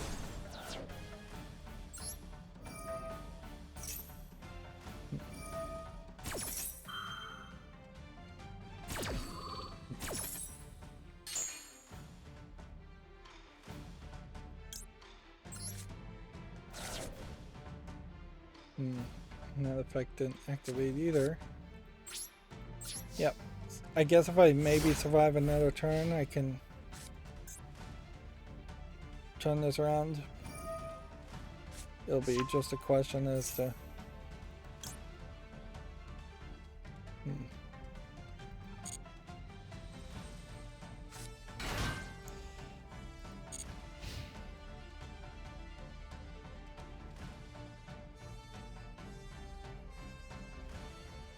We'll go over the news still. Gamatsu says Soul Hackers 2, Ringo and Big U trailers is now available, so they're gonna apparently do the Japanese thing of having trailers for specific characters just as a way of constantly increasing engagement or announcements that can be put out.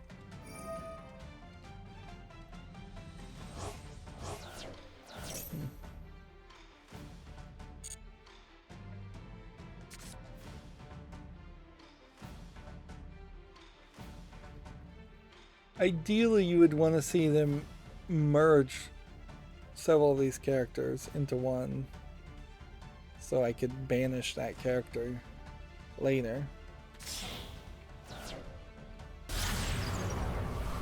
We'll see if that's really what happens here, although it may not matter because now this guy's attack may be incredibly high. We'll wait till he's about to attack and then we'll... Oops. Well, that... I'm doomed now. I've lost.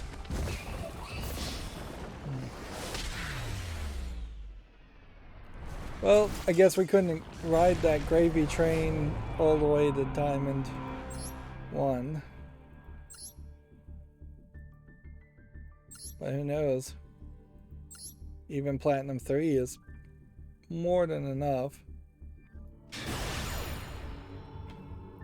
Let's see, Gamatsu says Resistance Retribution, rated for the PS5, PS4 in Korea.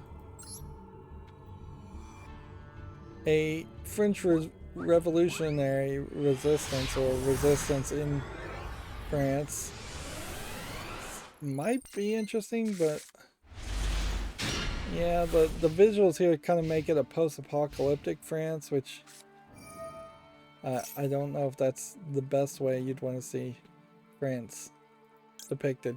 The one game that I really liked that's probably never coming back,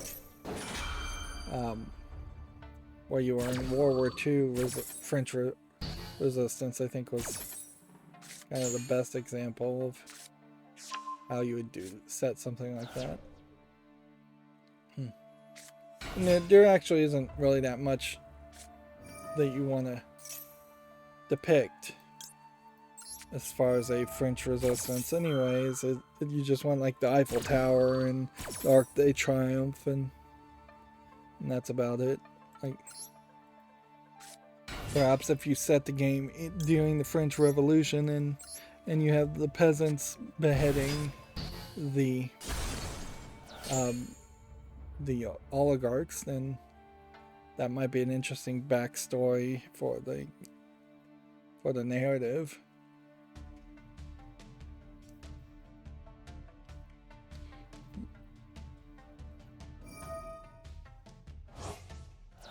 It really probably is a game that has already been covered, or in a timeline in an area of landmass that's already been covered by some Assassin's Creed game, as well as it could be. Although, if they went back and covered it again, it probably wouldn't have been a big deal.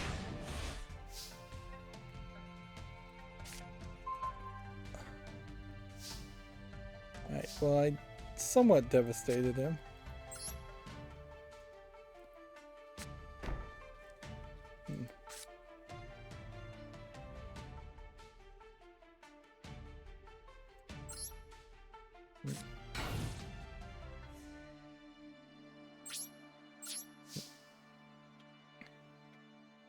Moving on, Duel, The Mortal Fate for PS4 launches June 8th.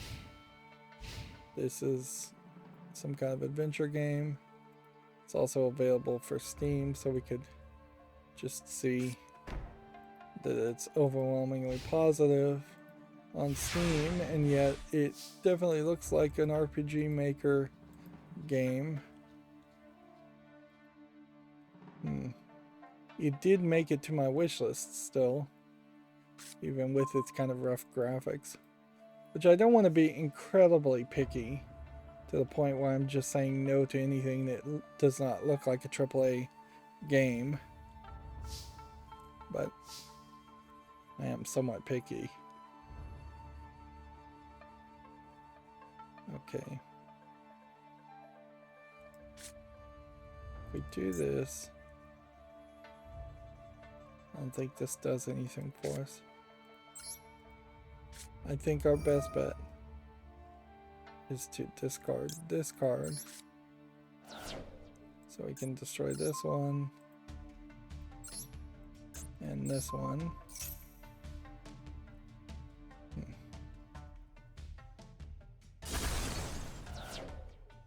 And then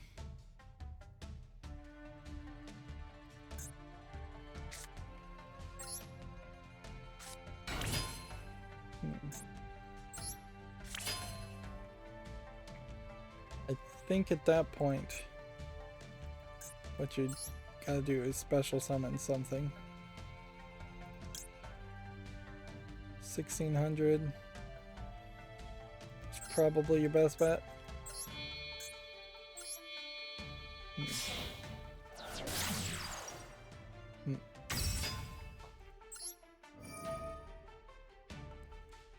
So put that in the graveyard.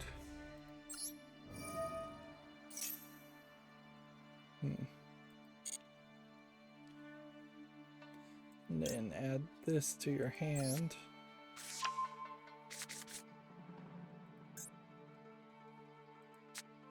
Which arguably I could have added a different card, discard this card, and moved. And in that case, he just surrendered, so we move forward. We may get victories the old-fashioned way by actually playing. Let's see, a game called Fishing Paradiso for Switch and PC launches June 2nd, according to Komatsu, which looks a little pixely but doesn't look terrible.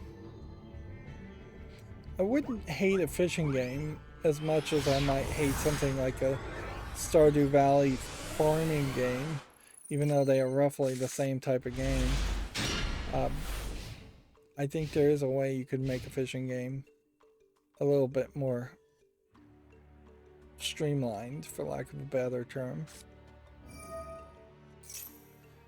Let's see, the Famitsu sales have been updated for this week, which shows Taiko Rishiden BDX from Koei taking the number 2 spot for the Nintendo Switch, and Snow Brothers Special taking the number 9 spot. So those feel like pretty old games, still selling very highly, probably because they're fairly cheap on the eShop.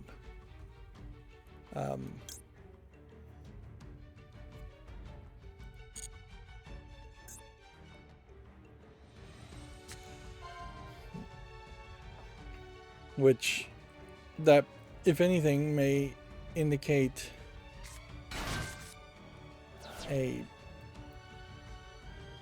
real lack of any big AAA games coming out this week.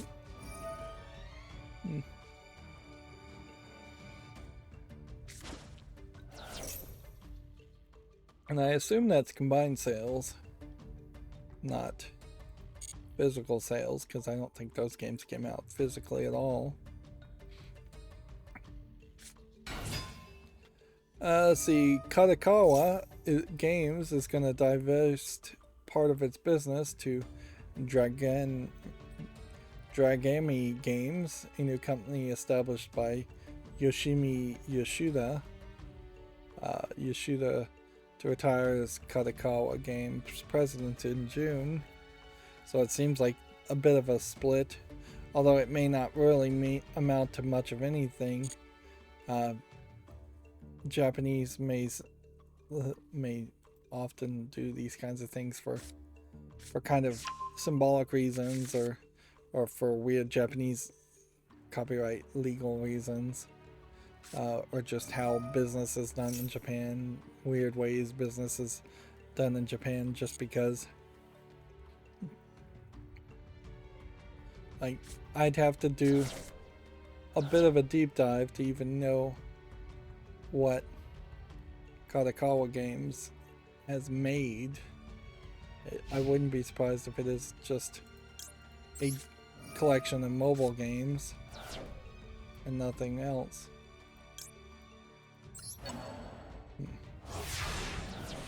Since he spent the effort to put that card in the graveyard, I'll take it out.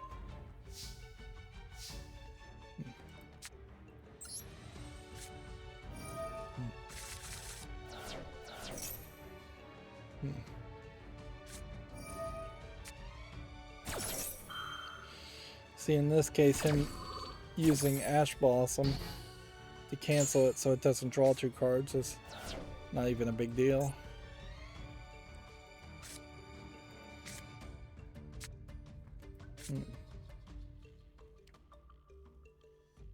Okay. 16, 19. We'll go with 19 summoned. We'll attack. We'll do it the old-fashioned way.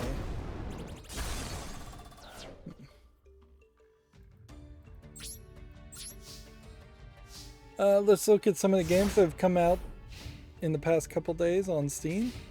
Here we have a game called Moolander, which seems to be a UFO that you play as, and you're fighting different types of cows in kind of a side-scrolling shooter/adventure game.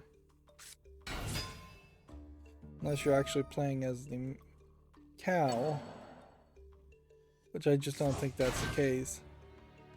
I think you're playing as the UFO. And you're not just fighting cows, you're fighting all kinds of monsters. There might be something to this. It's pretty expensive at $17.99. But it's weird enough and funny enough and visually polished enough that there might be an actual chance of it being good. Where here we have a Japanese or Asian only game. It frankly doesn't look particularly that good anyways. It looks like it might be a mobile port. Early access Japanese only. So obviously that's a no. Then we have Swords and Sandals Immortals, which is some kind of RPG game.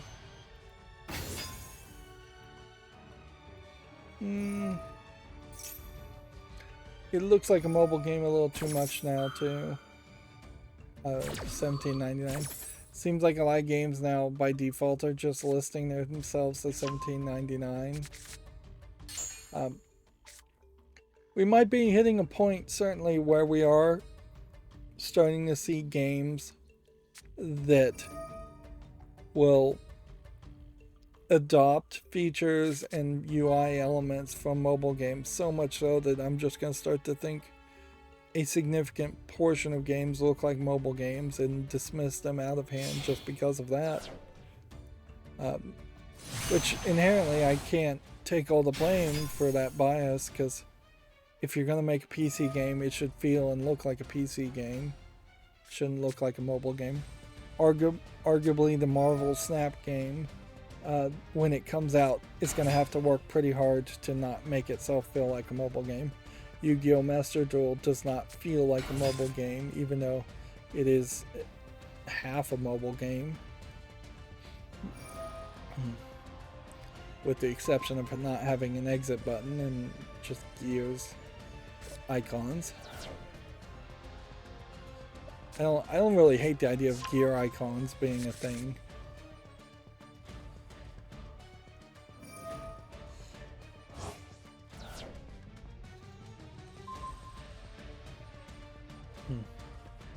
Windows particularly had decades to invent the idea of a gear icon to indicate settings, and they never did.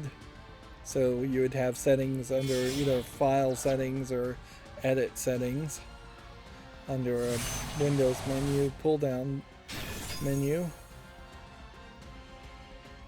Here we have a game on Steam called Capital 13, which does not look like anything of interest.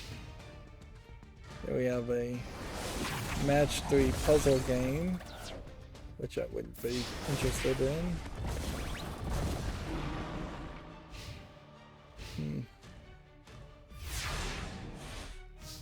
This guy's got me over a barrel if I'm not careful.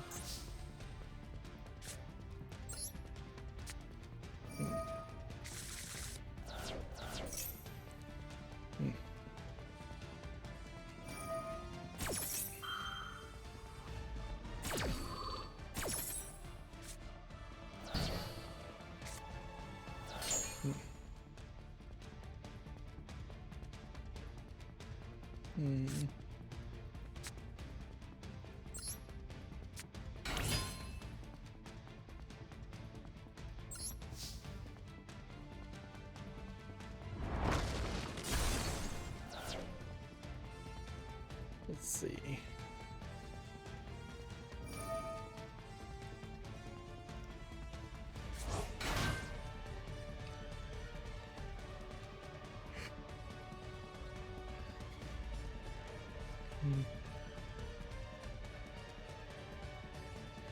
Okay. We know we want this.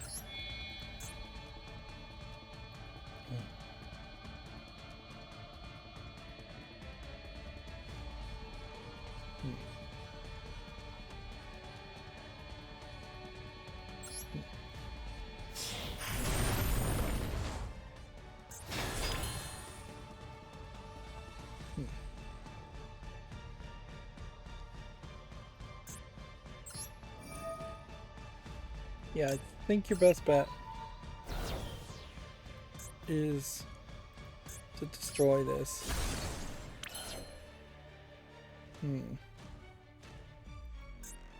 Let's see, at a certain point, since these are all just Beast Warrior things, you want to do this.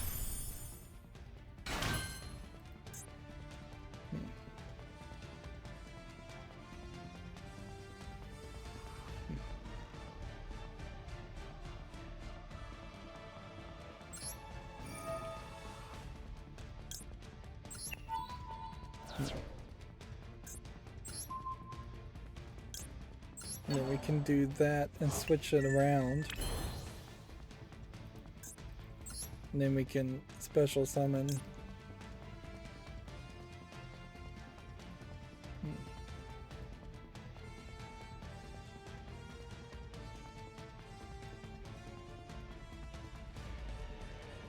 Summon this one, I guess.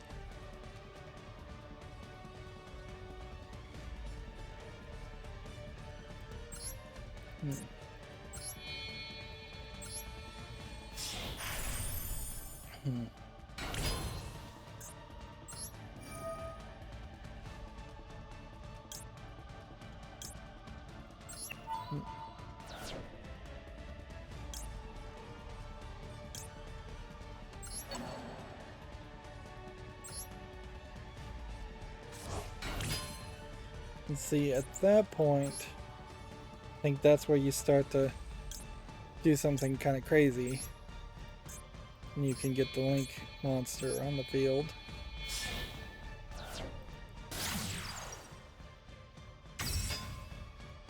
So I went from 1 to 2 and accomplished things.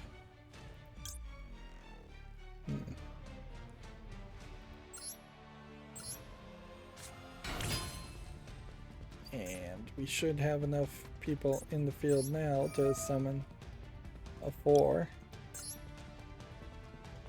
We can just get rid of all of these.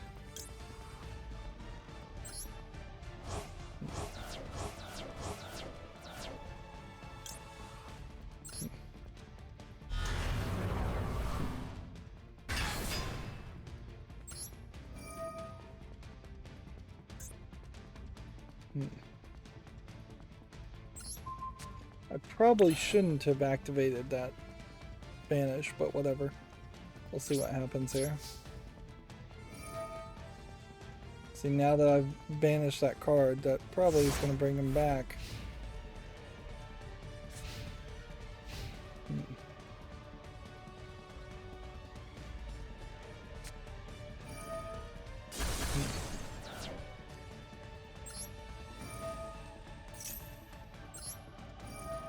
Yeah. I basically think I just lost the game for myself.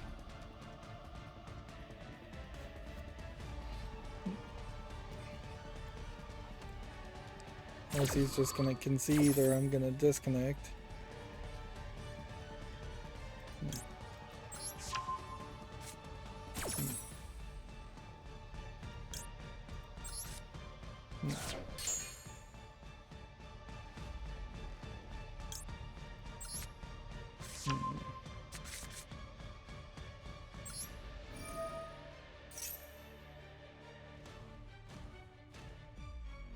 It's important to point out that every time I send a card out of this pack of 10 cards, I'm increasing the odds of getting something different. So I'm getting some draw advantage. Not that any of it matters.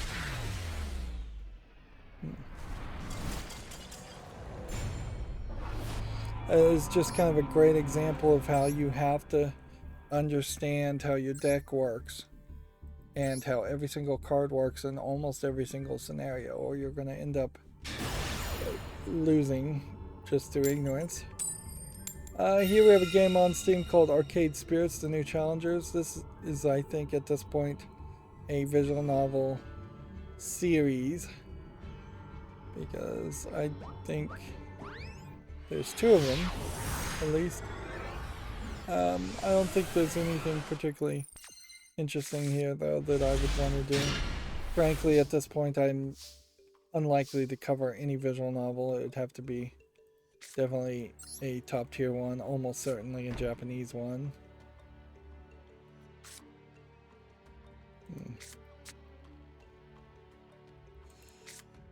I guess you go ahead and discard.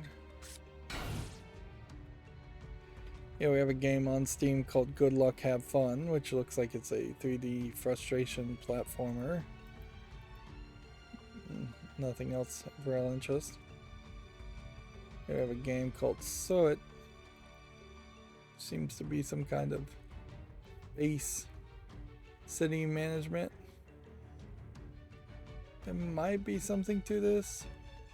I'm not a huge fan of most types of space games, but this one is not incredibly terrible. I want to surrender here, but it doesn't look incredibly terrible. Here we have a game called Putt Putt Nuddley's Adventure, which just looks like a platformer of no interest. Here we have Manny VR, which looks like a VR boxing game. So I'll give that a follow because I'm still looking for a good VR boxing game. You would think by now, VR being 4 or 5 years old in this generation and iteration of VR, that there would have been at least one good boxing game. And yet I really haven't seen one. Here we have a game called Oddidiums, which almost seems like that's a insult. Apparently this is a ZX Spectrum game from '83. It looks pretty awful, though. So I'm going to say no to that. I'm also going to say no to Quantum Tripper, which looks horrible. Just a puke of colors. Here we have a My Little Pony game from Metbot Studios and Outright Games. I don't know if that's... I would have to assume that this is an officially licensed, everything done on the up and up game. I think I was saying just on Wednesday that My Little Pony is not particularly that popular anymore, but apparently I might be wrong if they're coming out with a My Little Pony game. I definitely have to put this on the follow list, and you can see it's already very positive. $39.99, you are paying quite a premium there, and there definitely doesn't feel like there was any fanfare around this, but perhaps I'm just not looking in the right places. I wouldn't be surprised if a My Little Pony cartoon on Nickelodeon is being aired, and commercials for this game are being aired all the time on that channel. You'd be surprised how different kids commercials are versus commercials on every other channel. It is weird though that if this is a Hasbro game, it's not being published by Hasbro.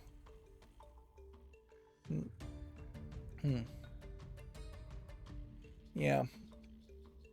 So my main fears here, looks like I might get a network disconnect, would definitely be that it's not going to be a good game. It's going to be a short game. It's going to be a very expensive game. It looks like there's several mini games, which may mean that there isn't much of an overarching gameplay mechanic. But all that being said, I always do want to review kids games if I can, because informed parents and informed kids knowing which games are actually good for kids games, since there's so many bad kids games out there, is way more helpful than reviewing adult games or AAA adult games everybody knows are good or not. It doesn't help that many people if I tell people to play BioShock. People already know how to play BioShock. It's an old game. It's already been reviewed to death. Moving on, we have a vacation adventure, basically hidden object game, which I'll say no to. Although in all fairness, this is $7, whereas Big Fish Games as a publisher tends to charge $12, $13 for their hidden object games.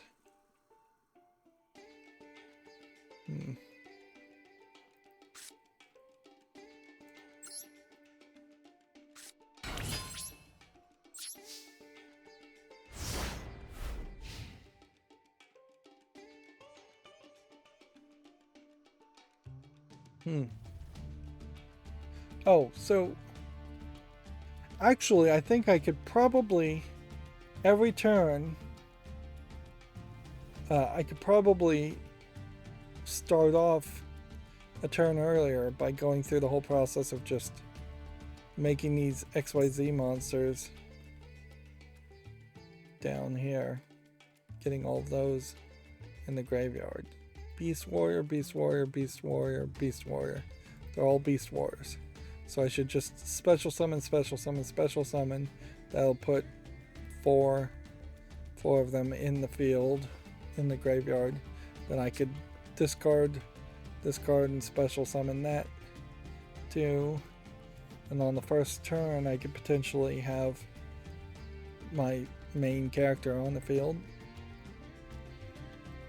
Moving on, we have a game on Steam here called Cyber Sweep, which looks like a 3D Minesweeper. Does not visually look polished enough for that concept, and honestly, a 3D Minesweeper may just be a little too much for most people, including me.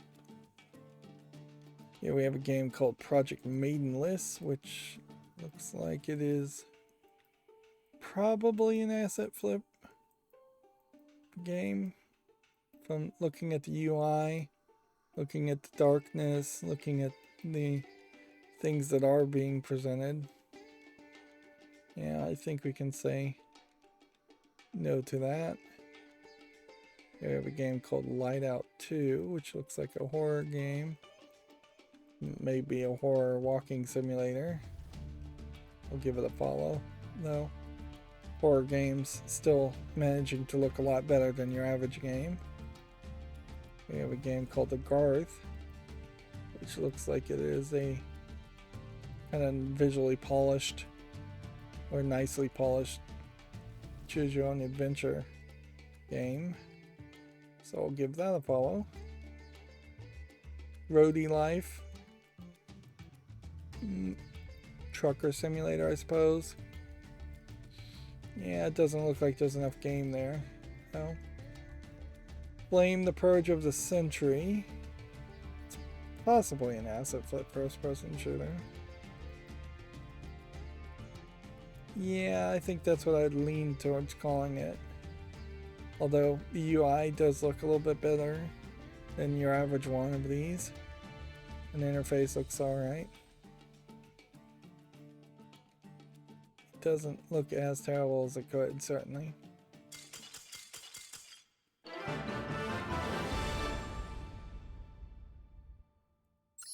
Another connection failure, another victory. It's funny how it's going in and out. That too would be an indication that it's more happening because of network troubles outside of my control than just my PC being the problem, or my network inside my control, my local area network being the problem. Let's go through some more of these Gamatsu articles. The Quarry gameplay overview trailer is available on Gamatsu if you want to check that out. Cloud Gardens for the Switch launches June 16th. I think we had already covered that anyways. JoJo's Bizarre Adventure All-Star Battle R launches September 2nd. Basically for everything. A early access demo coming to PS5 and PS4 soon. They're kind of making an exception there. Yeah, I question certainly a fighting game around JoJo's Bizarre Adventure, in the sense that the fights in JoJo's Bizarre Adventure, in the comic and the manga and the animes, are so extreme and so crazy that it would be fairly hard to recreate that feeling in a well-balanced fighting game.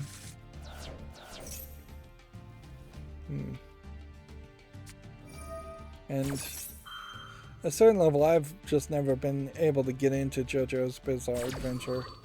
Its art style I find unappealing visually, and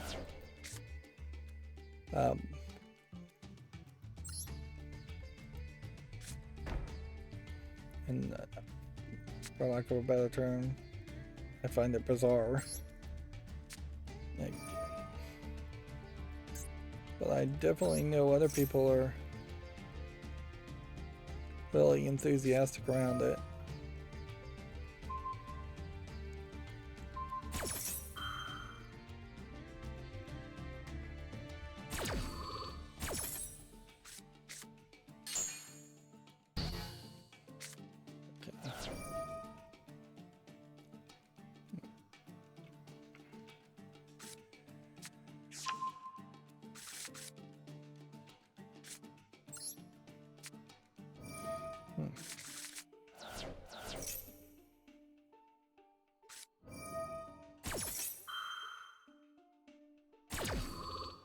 So I'm just having him run out of cards, but I'm also running out of cards.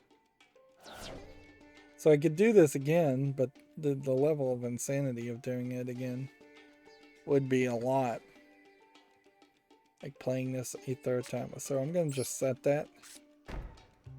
And then I'll just summon this to attack here.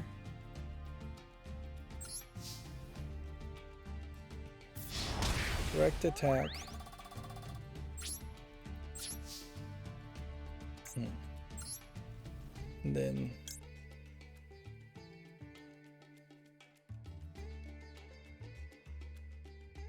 you do this.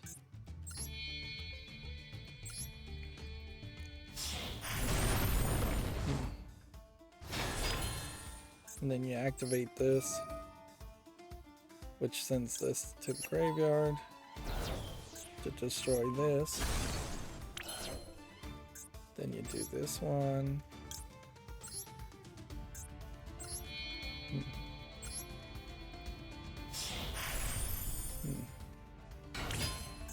Then you activate this to trade this card with this one. And then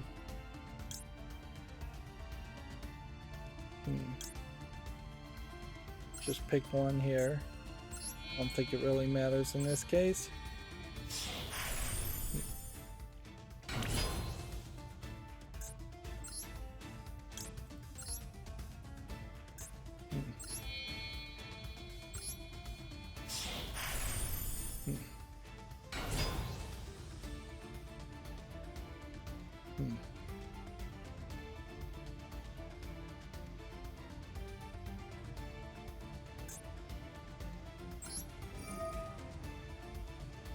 Okay.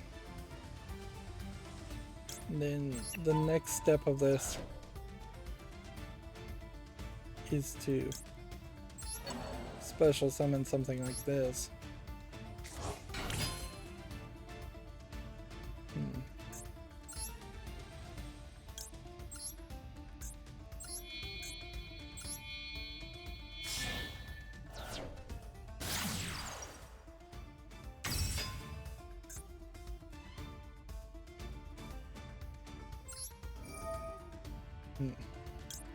And see, you get all the way to this point. And that's just so that you could move forward and activate this ability. I think that was the idea, but I can't activate this ability. Let's see if I was to special summon now.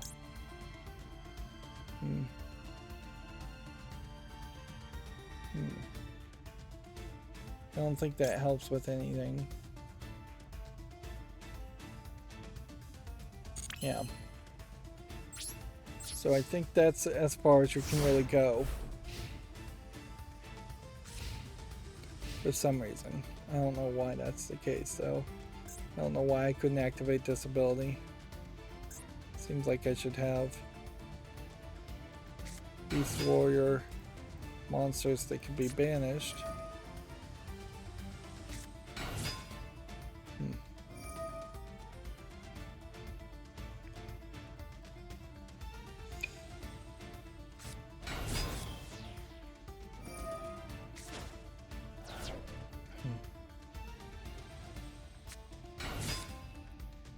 None of this is allowing me to trigger this.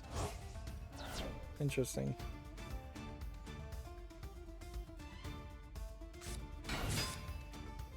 And none of it's letting me trigger this.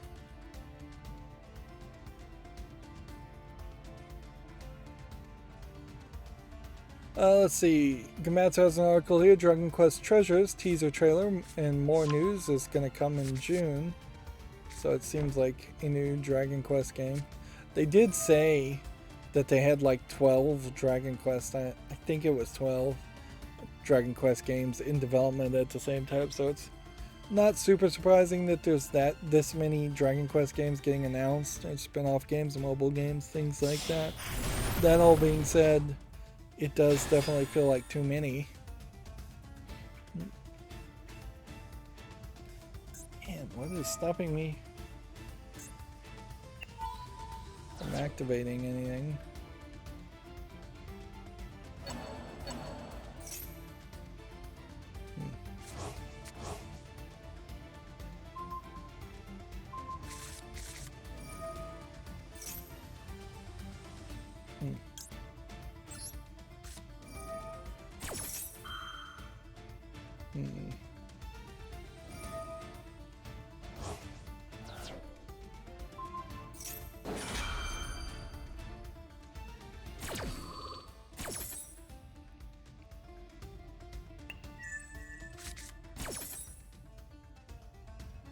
Special summon a monster.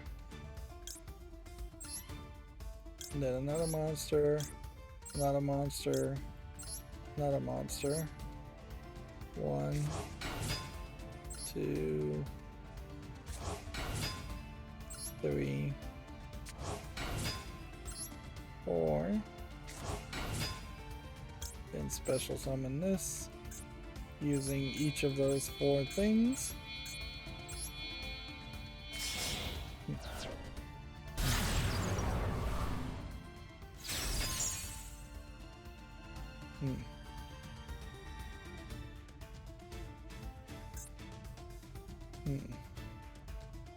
That should let me activate and banish this card and hopefully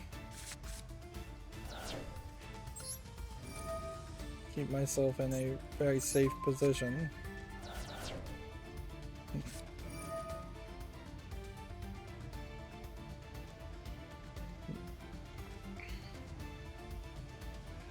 Moving on with the news, Dragon Quest Builders is now available for iOS and Android, so yeah, more Dragon Quest news. I imagine the next one might be a Dragon Quest article too. Dragon Quest Day 2022 message from the series creator Yuji Horii is also on Gamatsu if you want to check that out. Yeah, let's see what went wrong here. I couldn't activate this ability.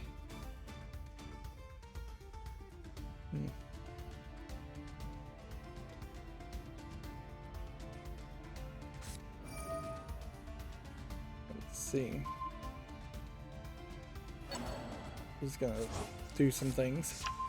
Hatsune Miku Project Diva Mega Mix Plus is now available for PC. Includes over 170 songs and 2 visual modes.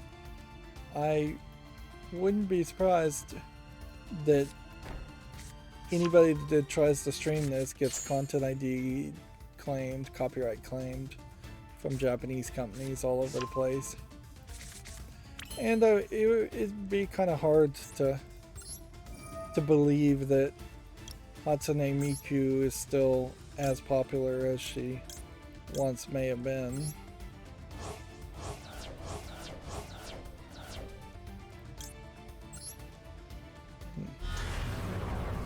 Because, yeah, she's been out for a while and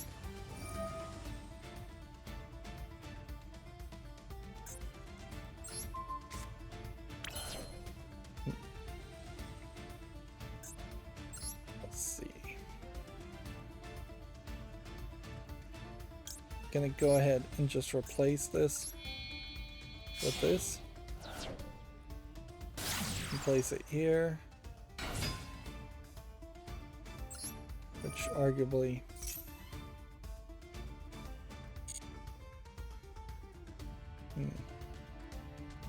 that should be fine.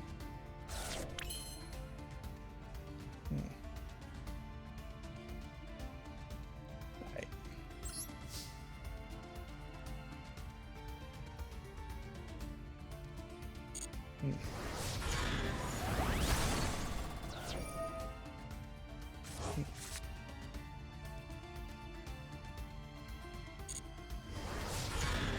I'd hoped when I had special summoned this, it would have triggered this other guy's ability, but it didn't.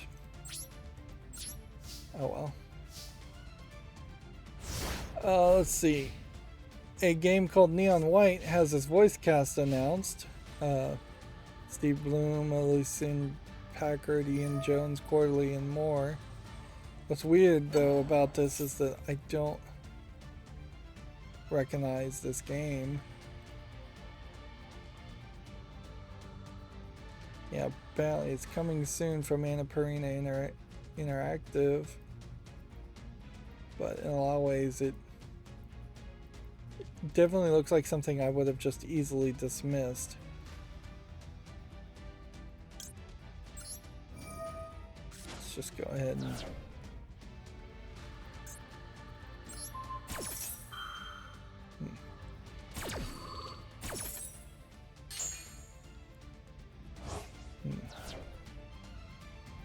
I don't think activating that card like that was necessary.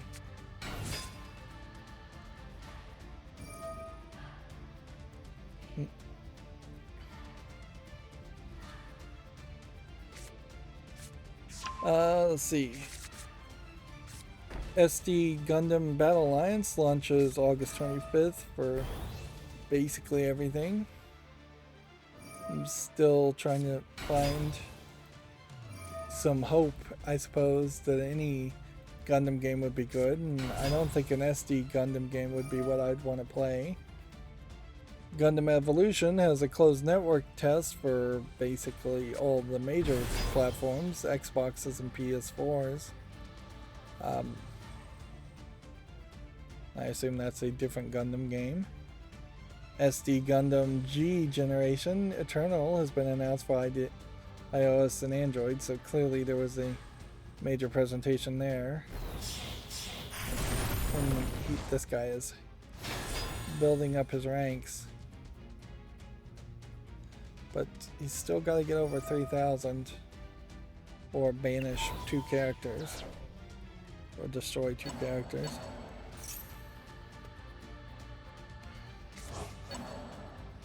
We already talked about the Super NES and NES games being added, although I guess it was just Pinball that was added as an NES game. DNF Duel has a single mode trailer, which might be something that if I had more time I would watch, because definitely I'm going to be, if I play a fighting game, I'm going to be focusing in on the single player aspects of that fighting game. Yeah, I don't know if he has quite enough to win, but yes he did. 1 turn kill. 1 turn turnaround there.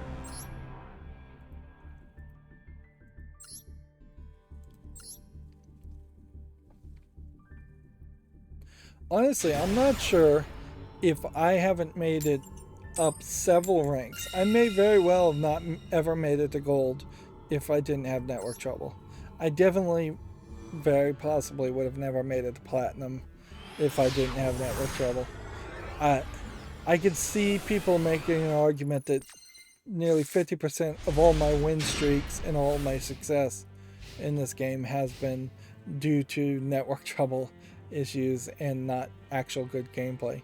I definitely was not really doing very well as far as playing this game until I got this top tier Zodiac meta deck, which arguably I should now look and see if I have enough crafting points, which I probably don't, to make some changes and improve the Zodiac deck just a little bit more. Moving on, Komatsu says Honkai Star Rail has a Sorvale trailer. I assume this character is Sorvale. I think this is a turn-based RPG, I guess, for smartphones. Let's see. Wuthering Waves gameplay trailer, open world action RPG from Punishing Grey Raven Studio. Kuro game. I don't know what Kuro game means, per se. No, okay, Kuro Games is the name of the company. And then there was another game called Punishing Whatever. And then Wuthering Waves is this newest one. It does definitely have a Breath of the Wild feel to it with sword and action stuff. Problem is there's been a lot of bad games with swords, hack and slash combat, and hard to have a lot of faith in those types of games, particularly when they're going for more of the anime aesthetic.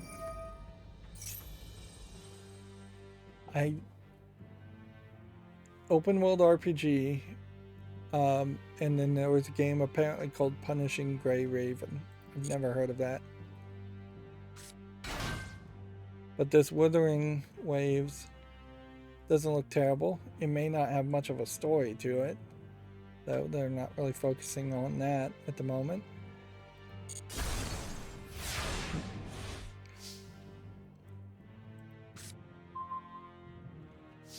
Alright. We have a Zodiac game card. Okay, so if we were to set a card here, if we were to set a card here, if we were to summon this,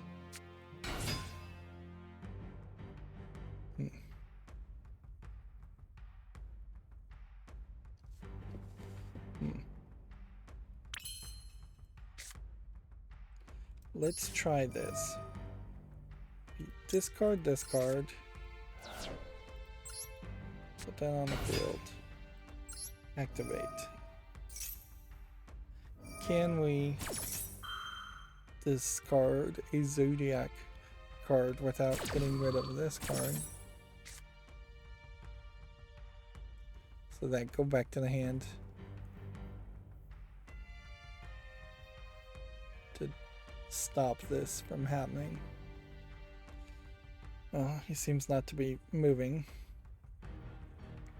So while we wait for him, Grimoire once more has its 4th trailer, which I'm still not certain that this Grimoire game really is anything of interest. It does definitely look like a different art style. Right, so we're looking for Zodiac cards, which I don't think I can do Zodiac cards. So then we want cards that we could discard, which that's the one to pick.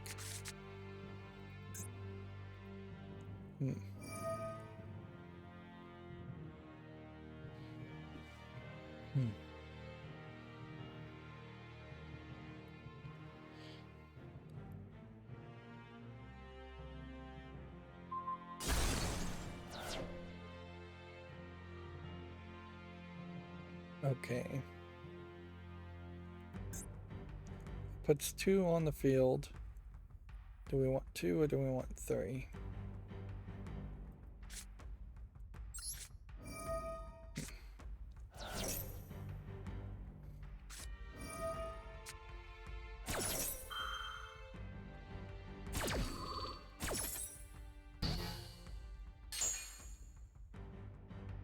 And we've got no choice, so we'll do 3.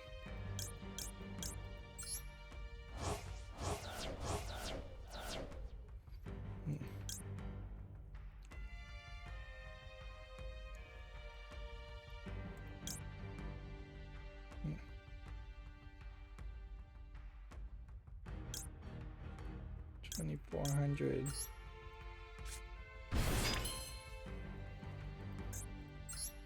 Go ahead and just activate this effect to try and get something out of his graveyard.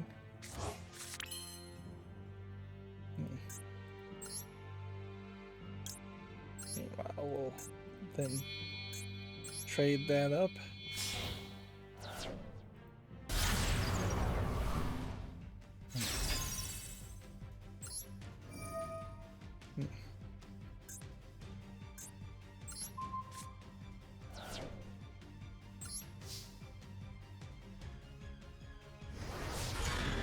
Destroy that, and that may have destroyed his strategy completely.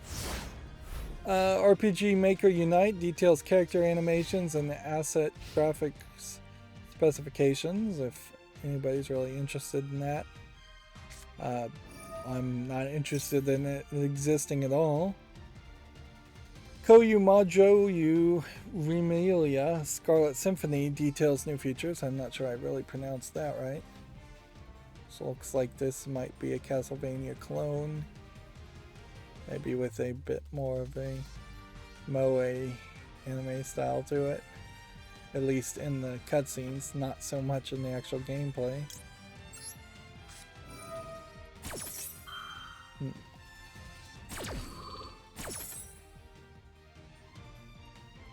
I have no idea why I chose to activate that now. That was a waste.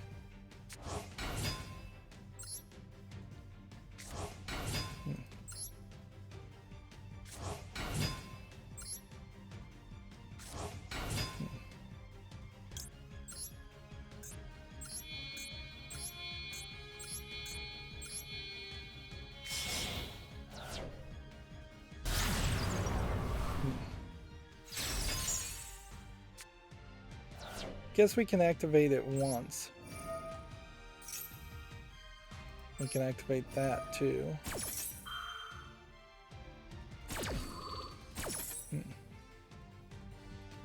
Then just take that. And we can get rid of that. That worked better than I had hoped.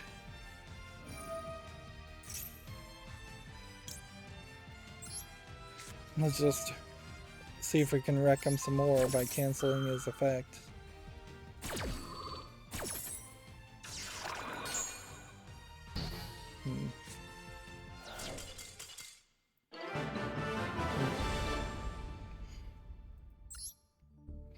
Alright, surrender. Still not really getting any big difference though. Like, winning an average game just gets you 3 rewards regardless of how high your level is, and maybe that's only fair, but it doesn't feel like that should be the way it goes. Sega's new project announcement live stream is set for June 30th. Apparently it's been updated. The lineup of presenters is the same as the lineup from the Genesis Mega Drive mini live stream from September 2019, and M2, which ported the games playable to the mini console. So maybe we're gonna see another version of the Sega mini console, although that seems hard to believe considering the part shortage and everything. Let's see, a game called Trinity Trigger has a debut trailer, which apparently is an action JRPG. You can look at the blurred out trailer. Looks fine, doesn't really grab my attention. I may have already even looked at this trailer today and already forgotten about it. Right, start with Pot of Desire and see if that cancels anything. And while we're at it, let's just start that. And destroy some trap cards. And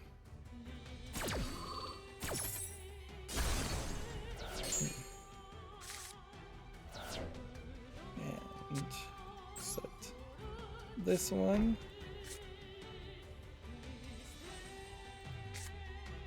Set this one. And discard this one.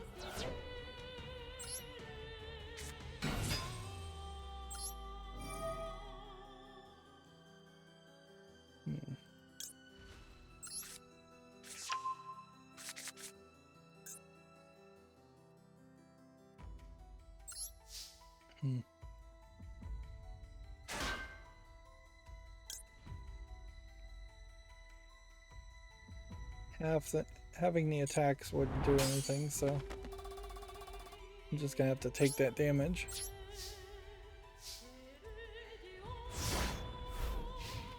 Let's see, Mario Strikers Battle League First Kick demo is now available according to Gamatsu, which on the Holy Night for PS4 and Switch launches December 8th in Japan. What kind of game is this? Visual novel? Interesting. You wouldn't immediately assume that that's the case.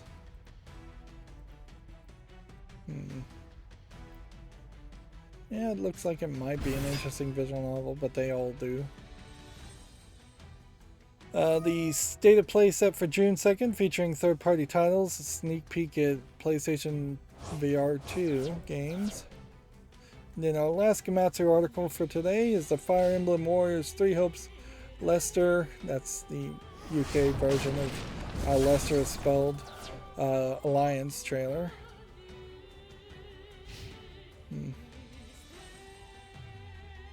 Okay, and so we still have a ton of games that came out on Steam, the GameDeveloper.com articles, and then the fall list cleanup, and then we'll be done. You would think with network connections and not really playing at all or much today, this would have been a quicker stream, but it didn't really happen that way.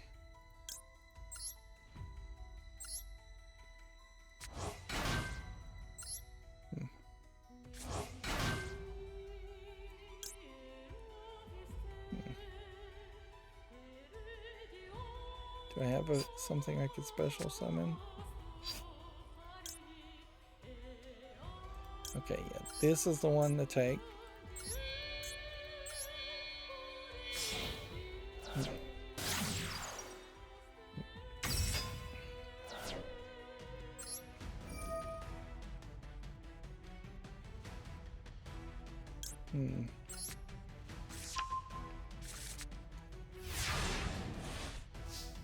This was probably the wrong card to take.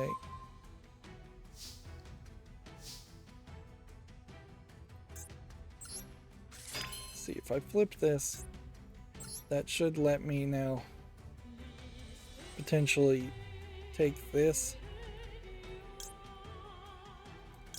I don't think I want to take anything else though. So that would then put that in the field.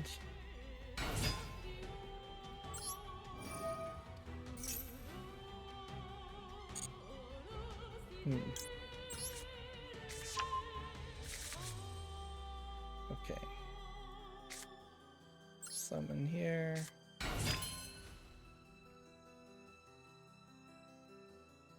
And then do we have enough? So far, no.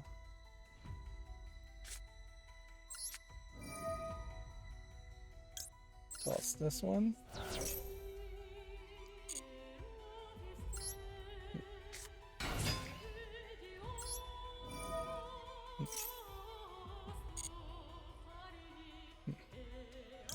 Send that to the graveyard just for certainty's sake.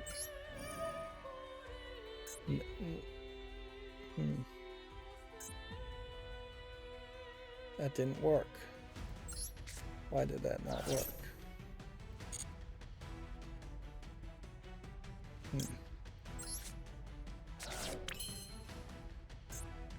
Why does this effect not work?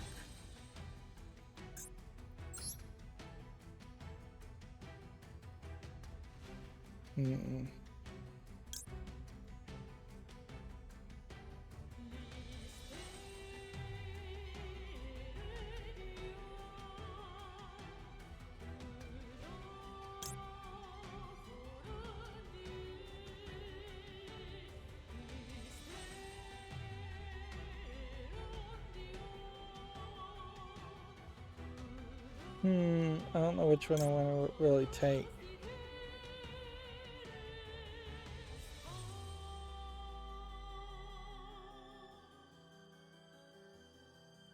Hmm. 8, 16, 24. You know what? I think I gotta take this.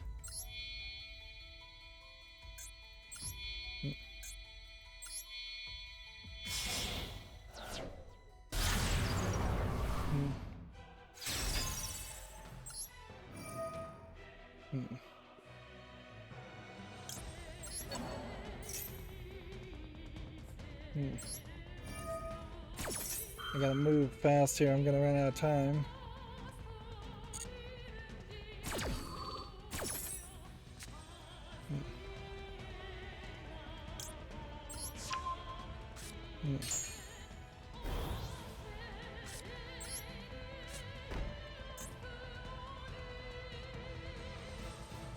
Let's see.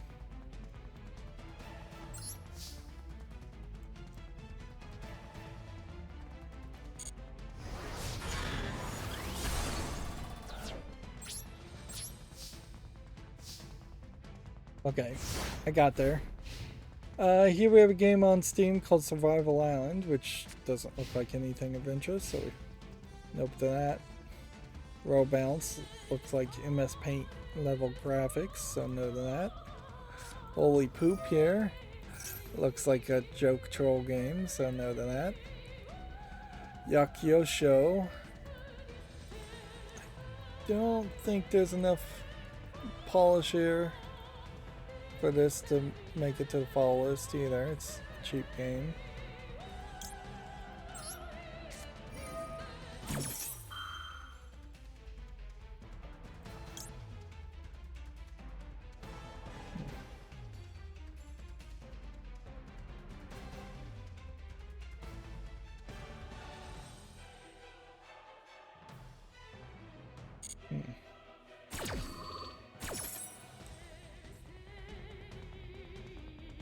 Oh, darn it. I'm gonna end up special summoning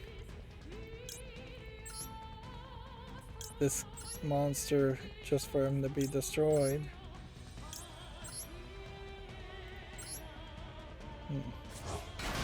My only hope is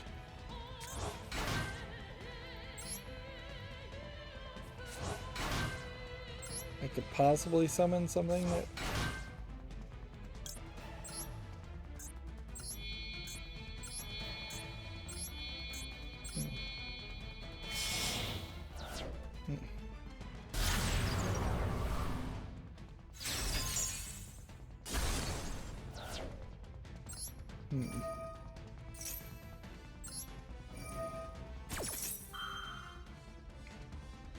yeah, had I just not activated that trap, I would have been way better off. Yeah, but I may be fine still.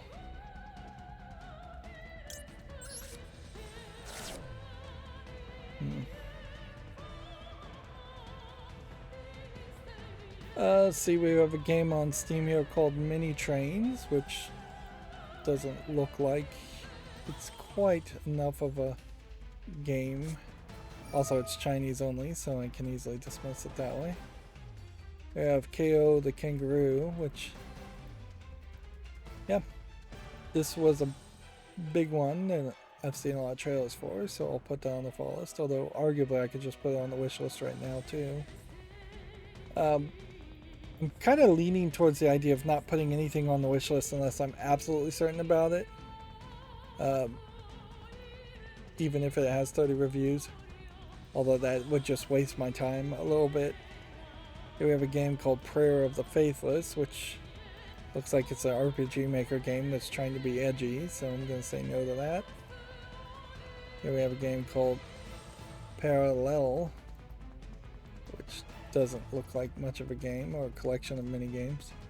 Again, it may not be a English game. It's odd looking scribbles, looks like Asian writing, but doesn't support any Asian language.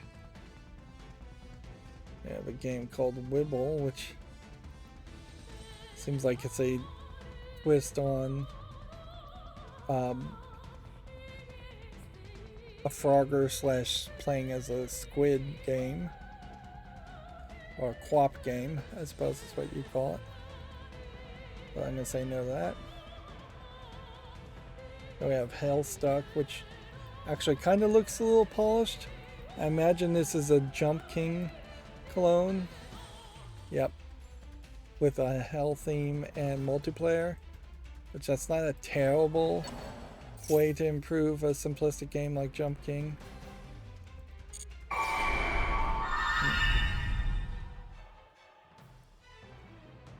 Oh, I definitely should have canceled that. Definitely should have maxied that. Let's see if it's too late.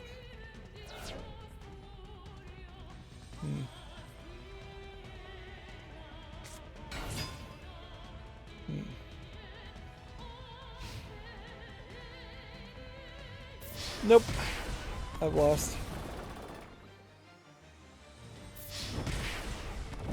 Here we have a game on Steam called Page Turner, which looks like it's a platforming game. I'd probably say no to this, but I'll give it a follow. Here we have a game called Lights Off, which just looks like an asset flip horror game.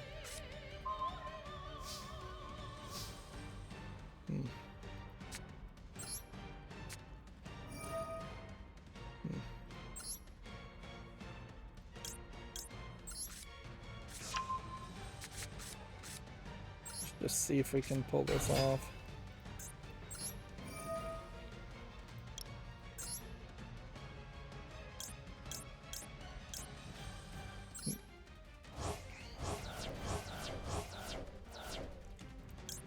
Yeah, my hope here would be that there's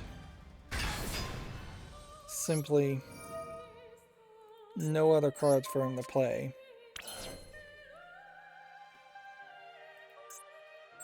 And let's see. Don't want to activate that.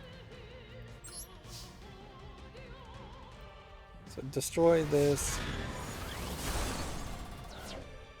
This guy can't attack.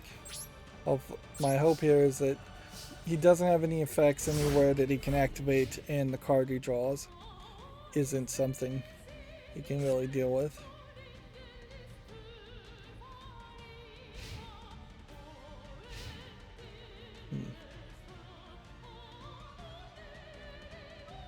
Let's see, here we have a game called R Solid Productions, which definitely feels like an asset flip game, or just a really, really bad game, whichever you want to call it. So that's going to be no. It's a terrible name for a game too.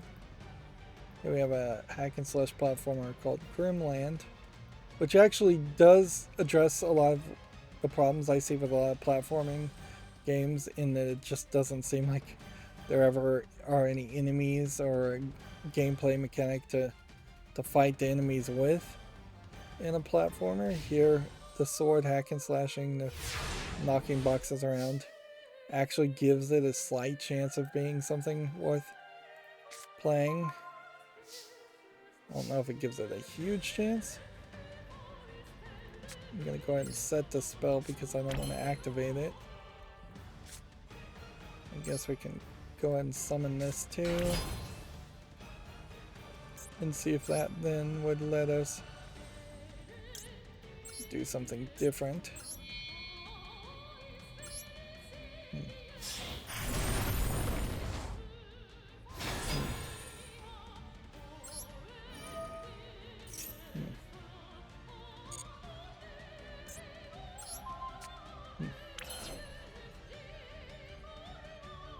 Can I get something that has like 21 attack here with 2 creatures?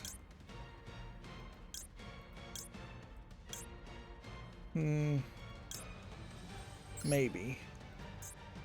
I can replace this with this.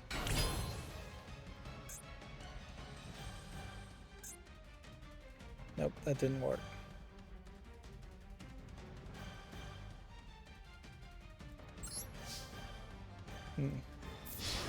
So I'm going to leave him with like 100 attack to 1000.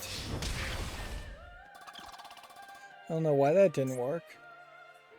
It should have let me bring an XYZ monster into the field, but apparently I don't have a single XYZ monster in the graveyard. Here we have a game on Steam. It's just a puzzle game called Beautiful Ukraine. I would not put it past Russian troll game makers to make a game like this just to launder money. So you'd have to be very careful if you think any of this was actually going to support Ukraine in any real way. On the other hand, it is kind of a political game in itself, so and it's a jigsaw game, much first and foremost, so I would say not to bother with it. There's almost certainly better things you can do if you're concerned about supporting Ukraine than playing a game or buying a game. Let's see, we have a Haunted History on Steam, which it looks like it's probably a dark screenshot asset flip game, although I don't recognize these assets, so these might be original 3D models set in just a very dark hide and seek type game. That's what I suspect it is.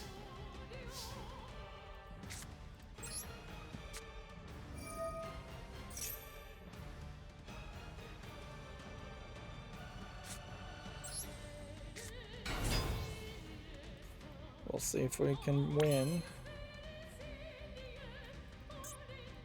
Because the only other things I could do would be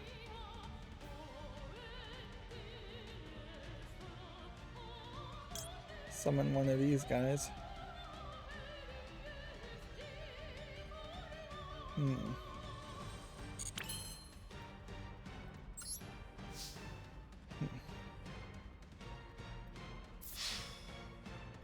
I think I probably have a victory here.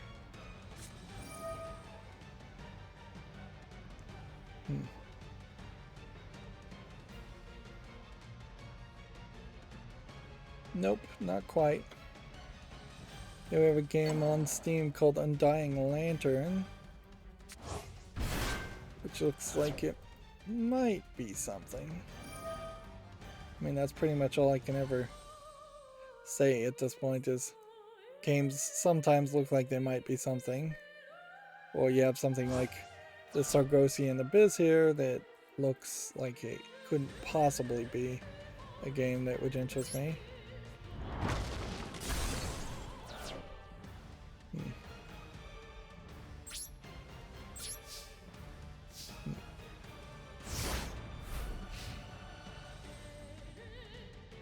He bought himself another turn.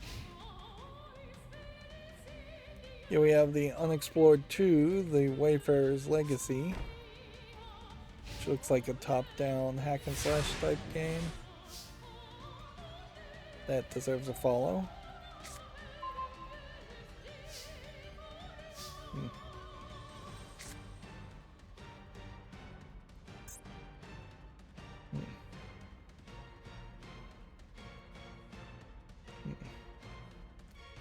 Let's attack again and just hope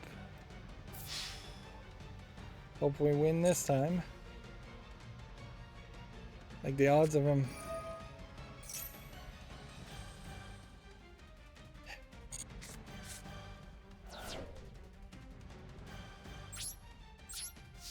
he's got a lot of stall tactics.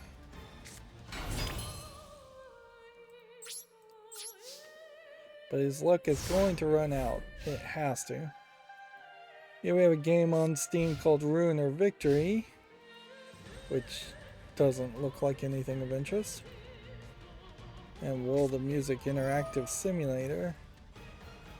Looks like a surreal asset flip garbage game, kinda. Bartender Hustle. Looks like it's an asset flip simulator of being a bartender, which there might be something to that idea, but I just don't think there's quite enough polish here. It seems like you're kind of just all over the place with what you do. Honestly, bartending is probably more of a skill that couldn't really be learned through video games. So that would certainly explain why there hasn't been a lot of attempts to make a video game around any character being a bartender. Plus, it immediately adds alcohol to your games, which immediately gets your games higher ratings. Let's see. Here we have a game called Night Escaper, which just looks like a top-down twin-stick shooter. Nothing special there. Here we have Enjoy Typing, which apparently is some kind of psychological horror game.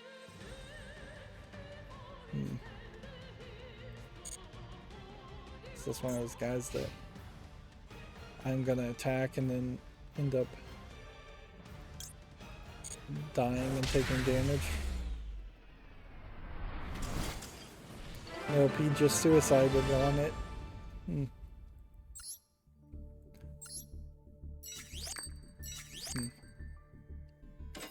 Yeah, when you have to legitimately play, it still takes too long. Too long to play a single game.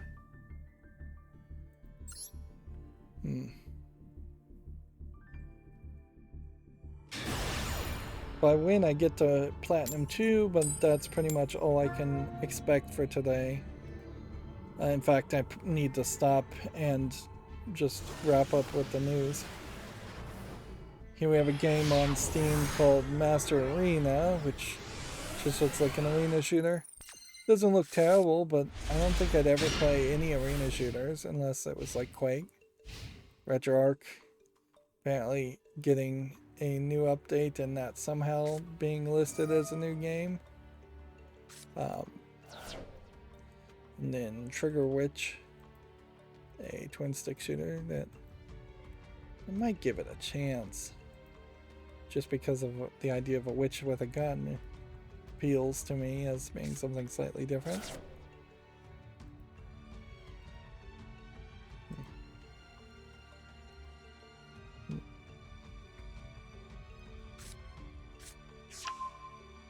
And then we have our GameDeveloper.com articles. I think we'd already talked about this. EA tells its staff that a statement decrying abortion bans would not be inclusive. Almost certainly, from a global perspective, since a lot of these companies are targeting every country in the world, there's plenty of countries that have abortion bans that they could be afraid to irritate. Like every Muslim country, I'm sure, even if the Quran doesn't say anything about abortions, probably doesn't do anything as far as women's health or family planning at all. Let's see.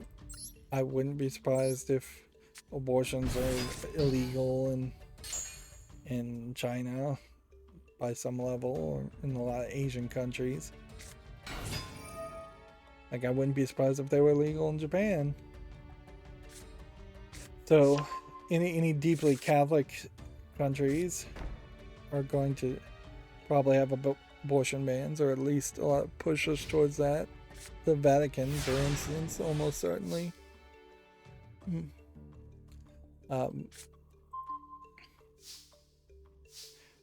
So not only is it divisive among United Statesians, it's something that would be divisive amongst other countries.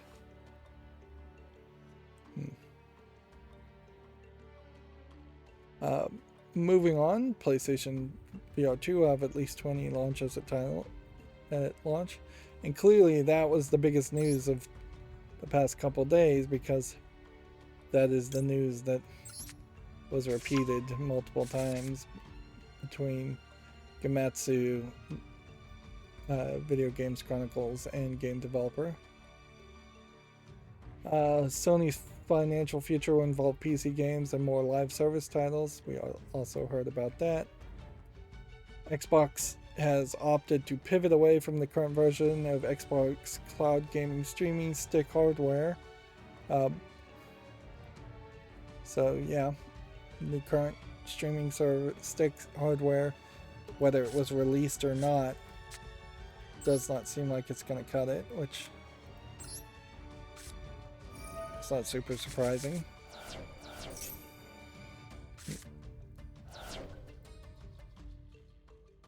Let's see. Do we have another Zodiac card we can just drop? Yes, we do.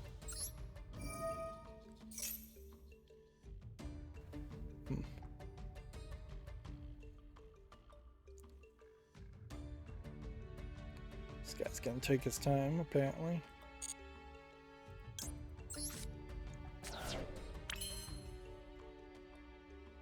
Right. See how this plays out. And then we'll end the turn.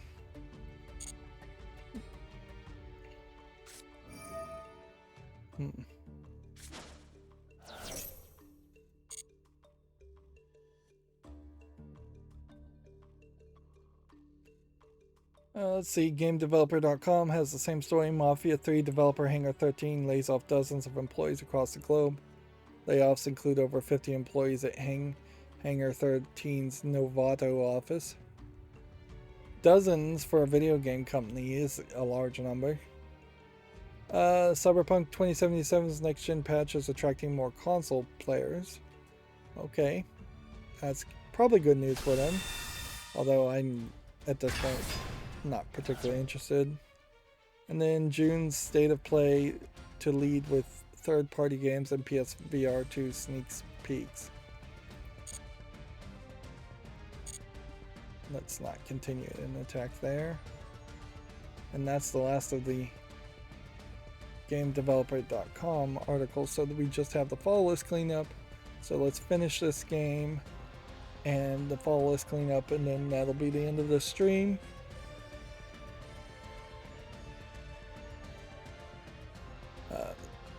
It is my turn, and I need to make sure I recognize that it's my turn.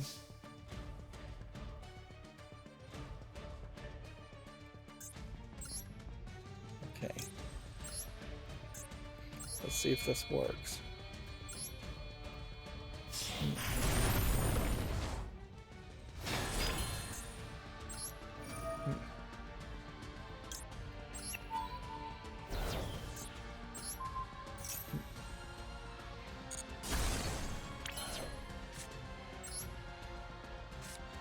Go ahead and get rid of this card too.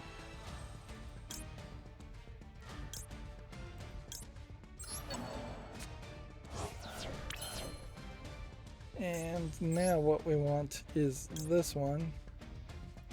I think.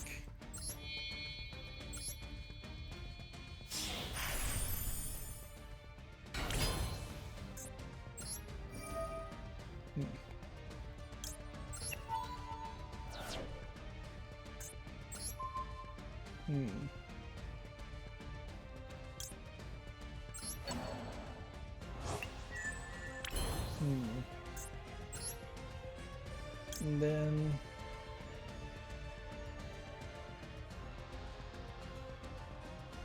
I think we want this one.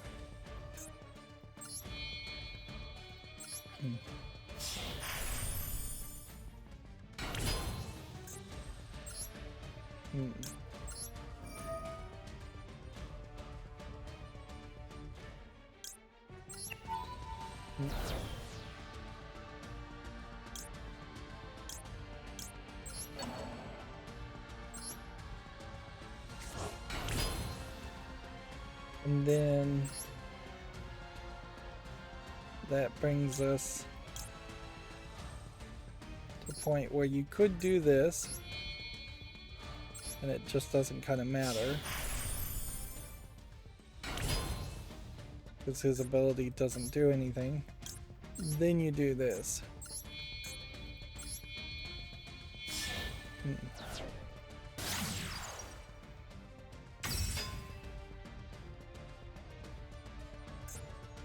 Then we'll just go ahead and activate this and put this on the field face down defensive position.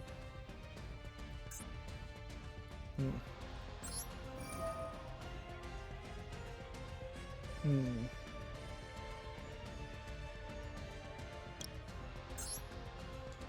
then that lets me banish all of these.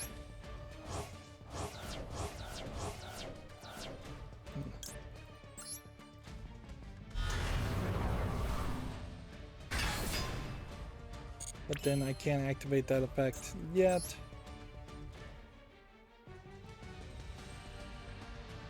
I could make it 3.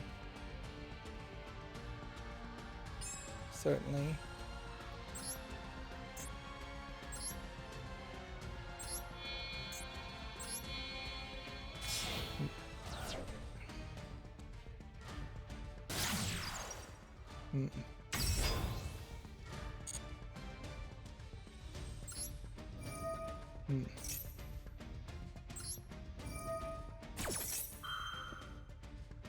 This is a lot of intimidation power certainly happening as I'm playing.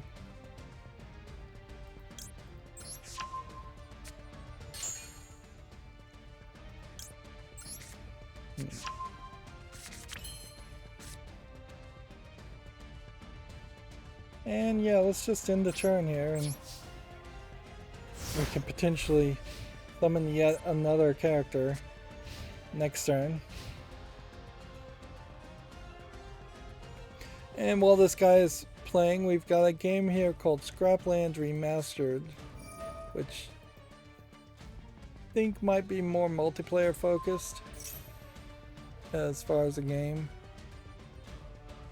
And looking at it, I don't think I quite want to put it on the wish list, so I'm going to make a hard decision there and remove that. Whereas SCP Breakout here can just be removed since it's mostly negative and still in early access. SCP Strategy, looks like there might actually be something here.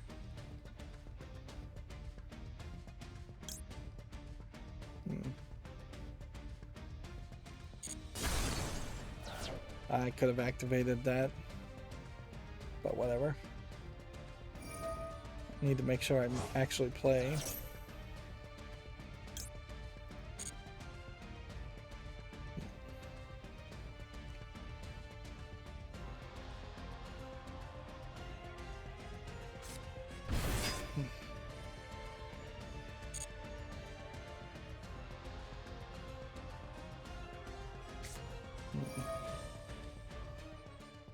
See, all he's trying to do is summon his ultimate Blue Eyes White Dragon again.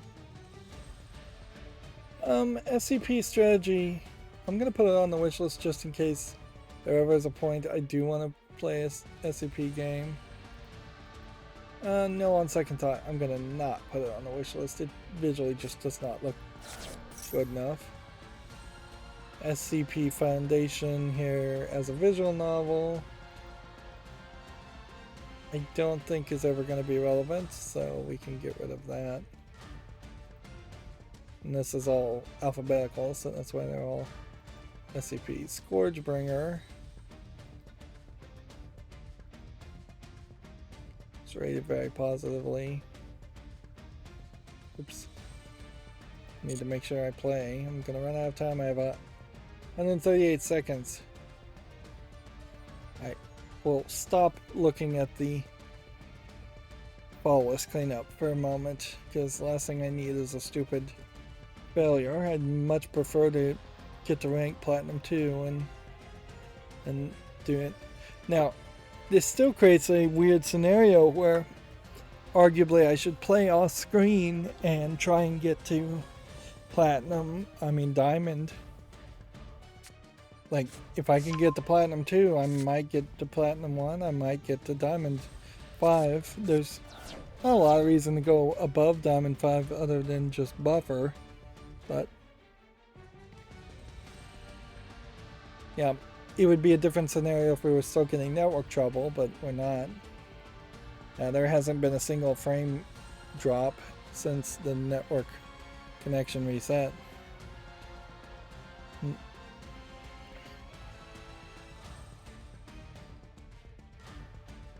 This guy's just not playing either. Scourgebringer is a fast-paced, moving roguelike platformer. I guess that's good enough. Let's put it on the wish list. Scorch is a black and white shooter, rated very positively. And it's free, so I'll put that on the wish list.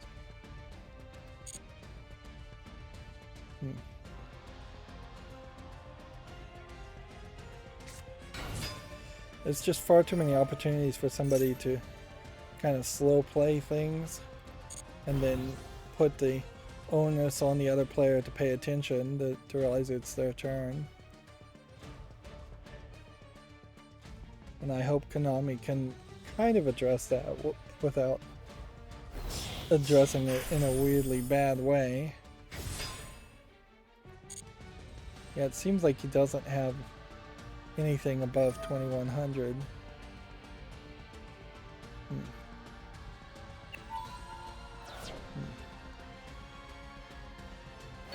Although we shall see.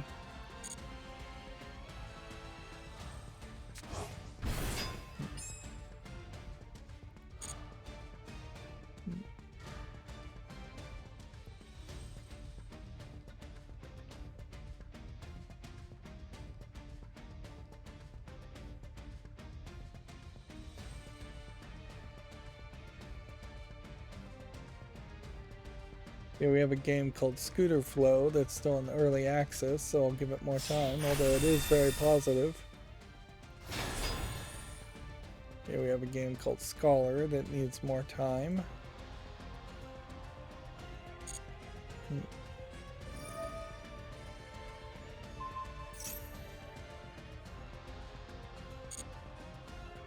Like, maybe I should activate this ability at this point. It's probably a smart move. Too late.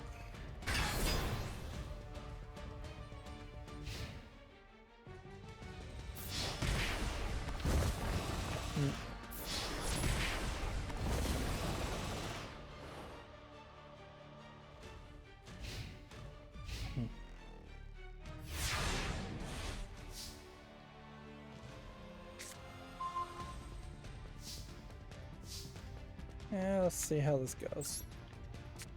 Activate this.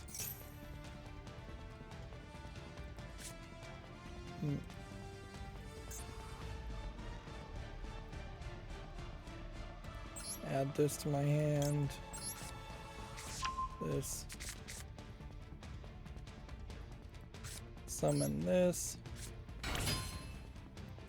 Activate this.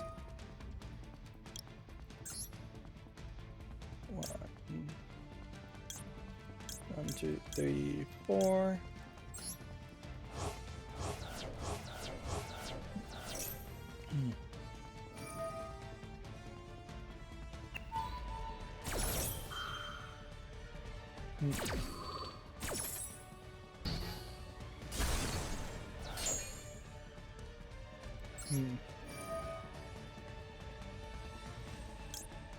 Add this to the graveyard.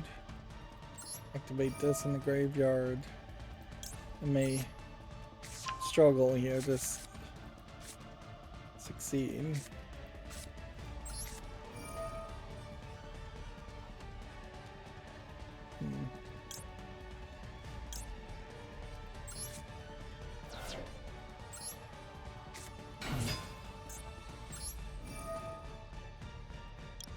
Try that again.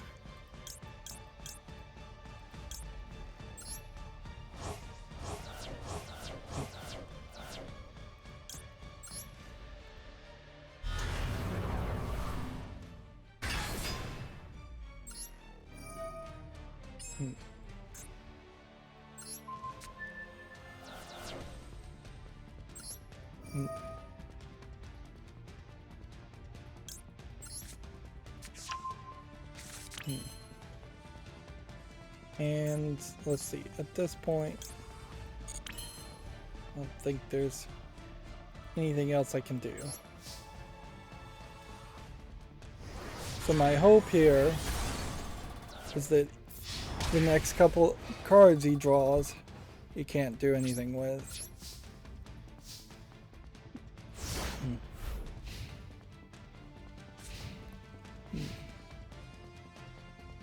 We'll see. Here we have a game called Schism. It looks like a Myst game with some live action acting on it.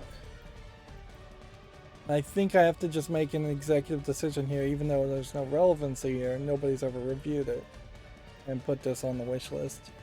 Because the reason I'm even considering that game is because I'm a huge fan of Myst, and so somebody trying to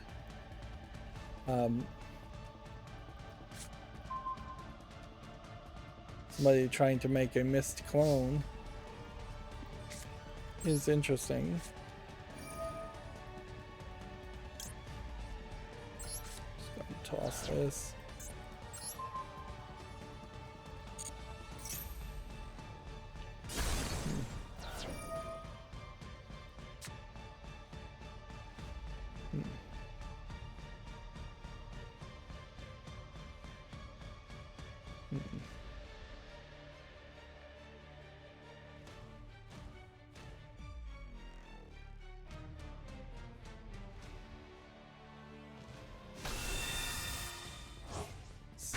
Ridiculous, just keeps on coming back.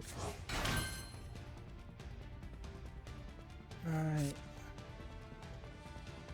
You summon this.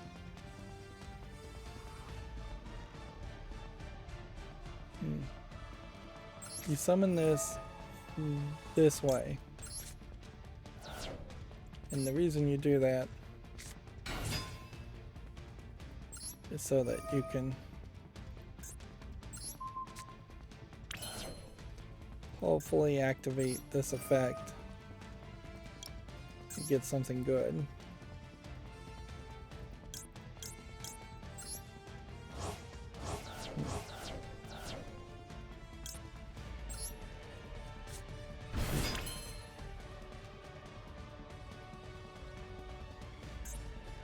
Might as well activate this effect and see if we can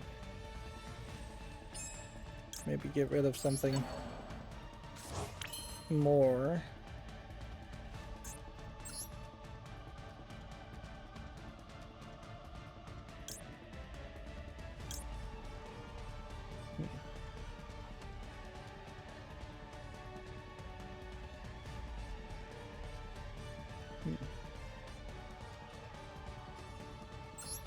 I'm gonna try this.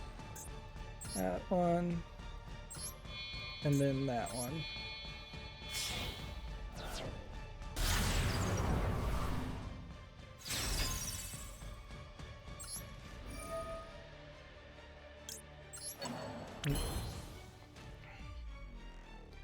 Alright, do it. Think I was able to pull this off.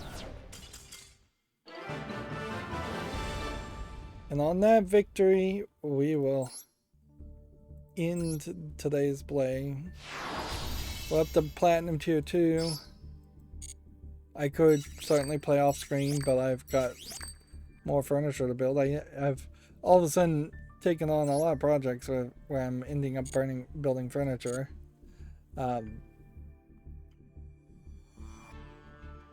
So yeah. I don't think I'll play off screen to try to get to diamond.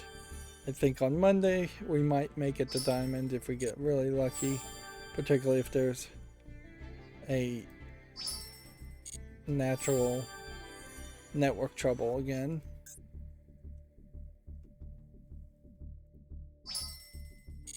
We're making lifetime progress also. Alright.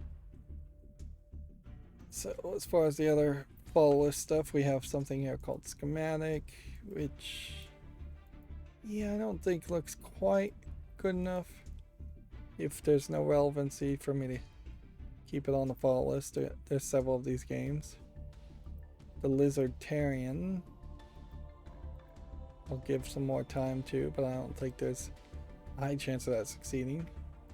Secret Agent here is an old Apogee game, which I don't see a real reason to own other than historical reasons, and I guess that's the reason, so I'll put it on the wish list. Not that I'd really want to cover it. Second Sight looks like a really old game that's rated very positively, so that can go to the wish list. Second Extinction seems to be about mixed as a game where you're shooting dinosaurs, and it's been in early access since 2020, so I'm gonna remove it for that reason. That would also explain why it's mixed in the last 30 days, as it looks like it's been abandoned. The Sibling Battle doesn't look visually polished enough as a card game to stay on the fall list. Seashell here seems to be a seashell collecting game, and for what it is, that is rated very positively. Searching for Objects in the Forest looks like a hidden object game of no relevancy, so that can go away. Seal of Evil looks like a Diablo clone. I'll give it more time since it came out in 2022. Sea of Roses looks like a visual novel. Has only 22 reviews. I think what I would say here is it looks positive. Check it out and play it. If you're interested, I'll just remove it since it's a free game. There's really no reason for me to cover free games. Sea Legends is an old Ziggurat game. Looks like a pirates point-and-click adventure. And clearly I would have gotten this because of Monkey Island. I'll put it on the wish list. It definitely would be the lowest of priority. Scrutinized seems to be like a conspiracy investigative game that's rated very positively. Well, Mob Rule, I suppose, if it's rated very positively.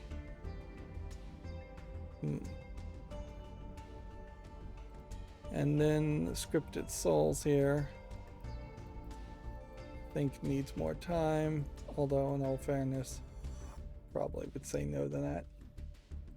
Anyways, let me just quickly go through my Twitter feed and see if there's been any new news. We started kind of late, so apparently a Game Watch core has also been added to RetroArch, so they're very much paying attention to